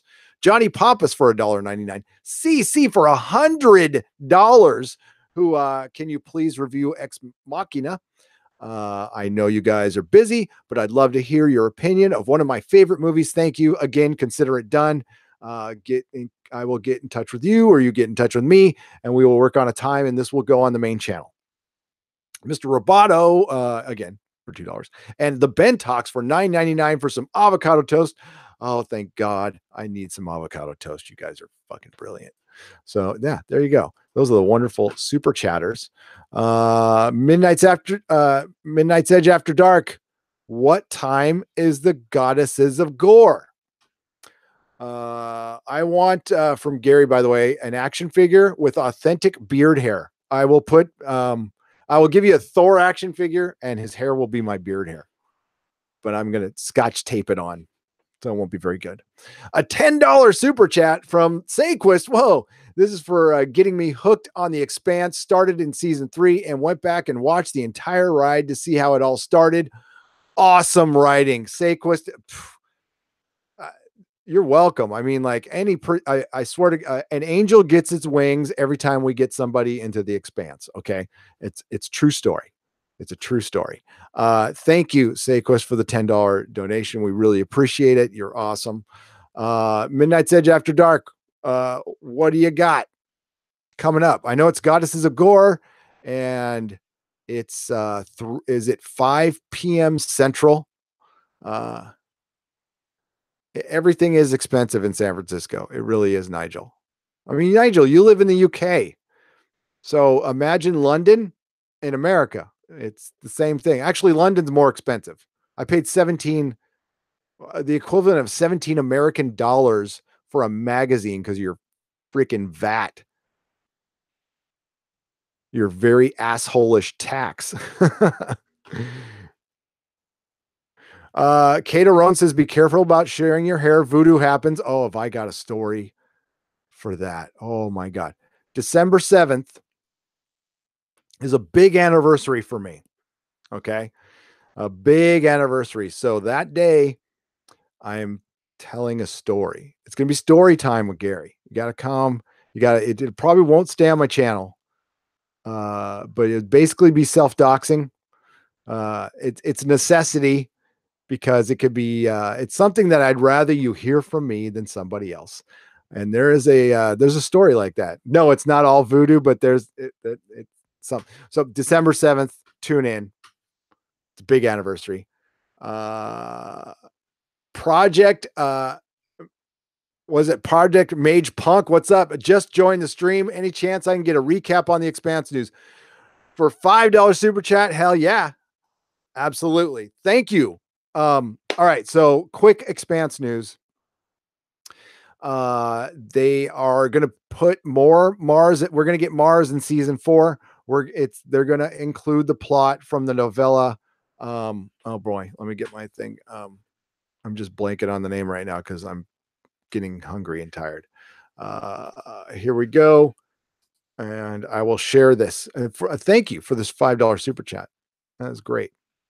All right. So if you go to Expanse Lives blog, they give a week. They give Mars in season 4, the Expanse week in review. So in this news blog, they're going to report any progress or anything. This week, Orbit Books has released Persepolis Rising on paperback. So that's your first news. We have an Expanse paper. That's the latest book. It's out in paperback now. We also had some casting news that Colton Stewart is going to play David Draper, who is the younger brother of Bobby Draper, and they're going to be including in the season 4 the plot of the novella Gods of Risk. I won't say what the plot is. It's a very good one. It's a Bobby-centric, Draper-centric story that takes place on Mars. They have promised to show us more Mars because they haven't shown us enough. I think the reason behind that is they've never had the money to do that. They have the money to do all this now. Now, there is a person on Twitter named Belinda. She's got a screaming Julie Mao as an avatar. That is somebody you should probably follow on Twitter. She's very good with Expanse news. She also is in a thing called Everything the Expanse Group. I highly recommend you join. There's other great Expanse groups. Belinda is a like kind of the number one Expanse fan that I'm around anyway. I would call her Expanse fan, prime. And that is the news. Everything looks like a go, and it does look like we're going to be getting it sooner than later. Like we're going to be getting the show possibly April, May, June.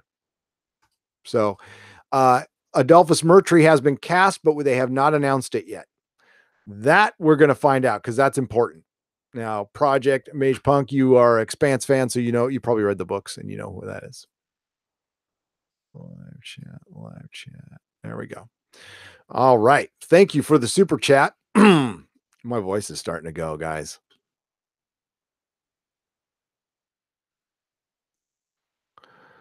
Do they have to start the reactor? No, they don't. The great thing about the Expanse is they are obviously a very detailed. Things have consequences, and things have consequences. The Expanse is about unintended consequences. It's about reaching out in the dark.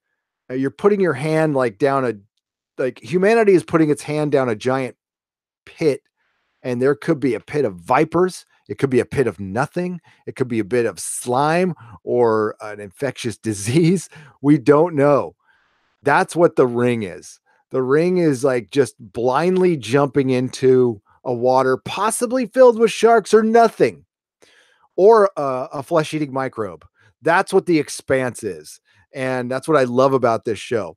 So, and these consequences are far-reaching. So, I mean, just think about like in the world of the Expanse, if you're able to open up a gate that leads to other worlds, what would happen? They think about it a lot. So if you've thought about it, they thought about it. In a lot of shows, you end up like a lot of people, a lot of great fans end up coming up with better ideas than the show actually has.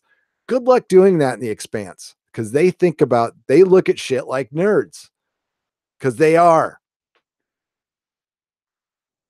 JD, thank you. And I am going to head out myself. It is 1:06 here on the West Coast. I got some stuff to do. We have been going for a long time. You guys have been fucking great. This has been one of the best nooners. Yeah, this is fun. I like doing this. I really like doing this. I love doing it on Wednesday, and looks like you guys like it too. If you guys want more live, I'm interested in some feedback. So like, do you want more live content or is this just right? I don't want to burn anybody out. I do want to start doing daily stuff with recorded videos. Tell me what you guys like, what you don't like. It won't hurt my feelings. And I definitely want to hear from you. I give a shit what you guys think. All right. Belinda, you're awesome, by the way. First season was a little shaky, but I think season 2 is going to be really good. Of what? Where's Master Cam? I want to know what he said.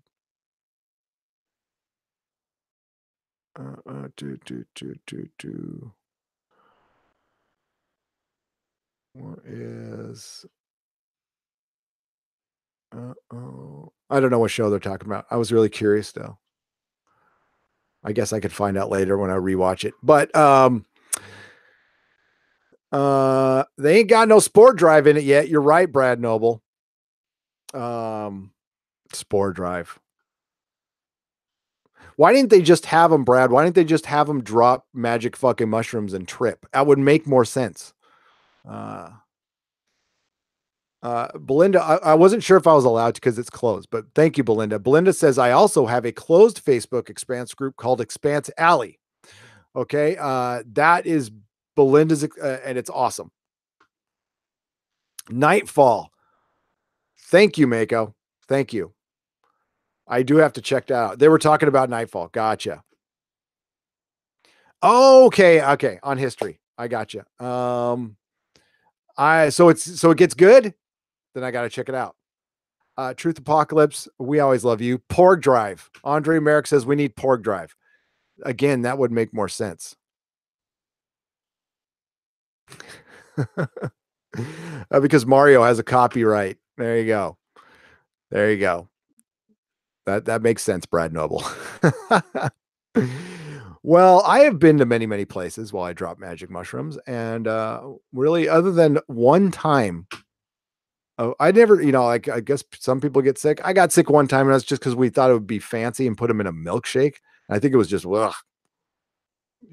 dumb kids as opposed to dumb adults.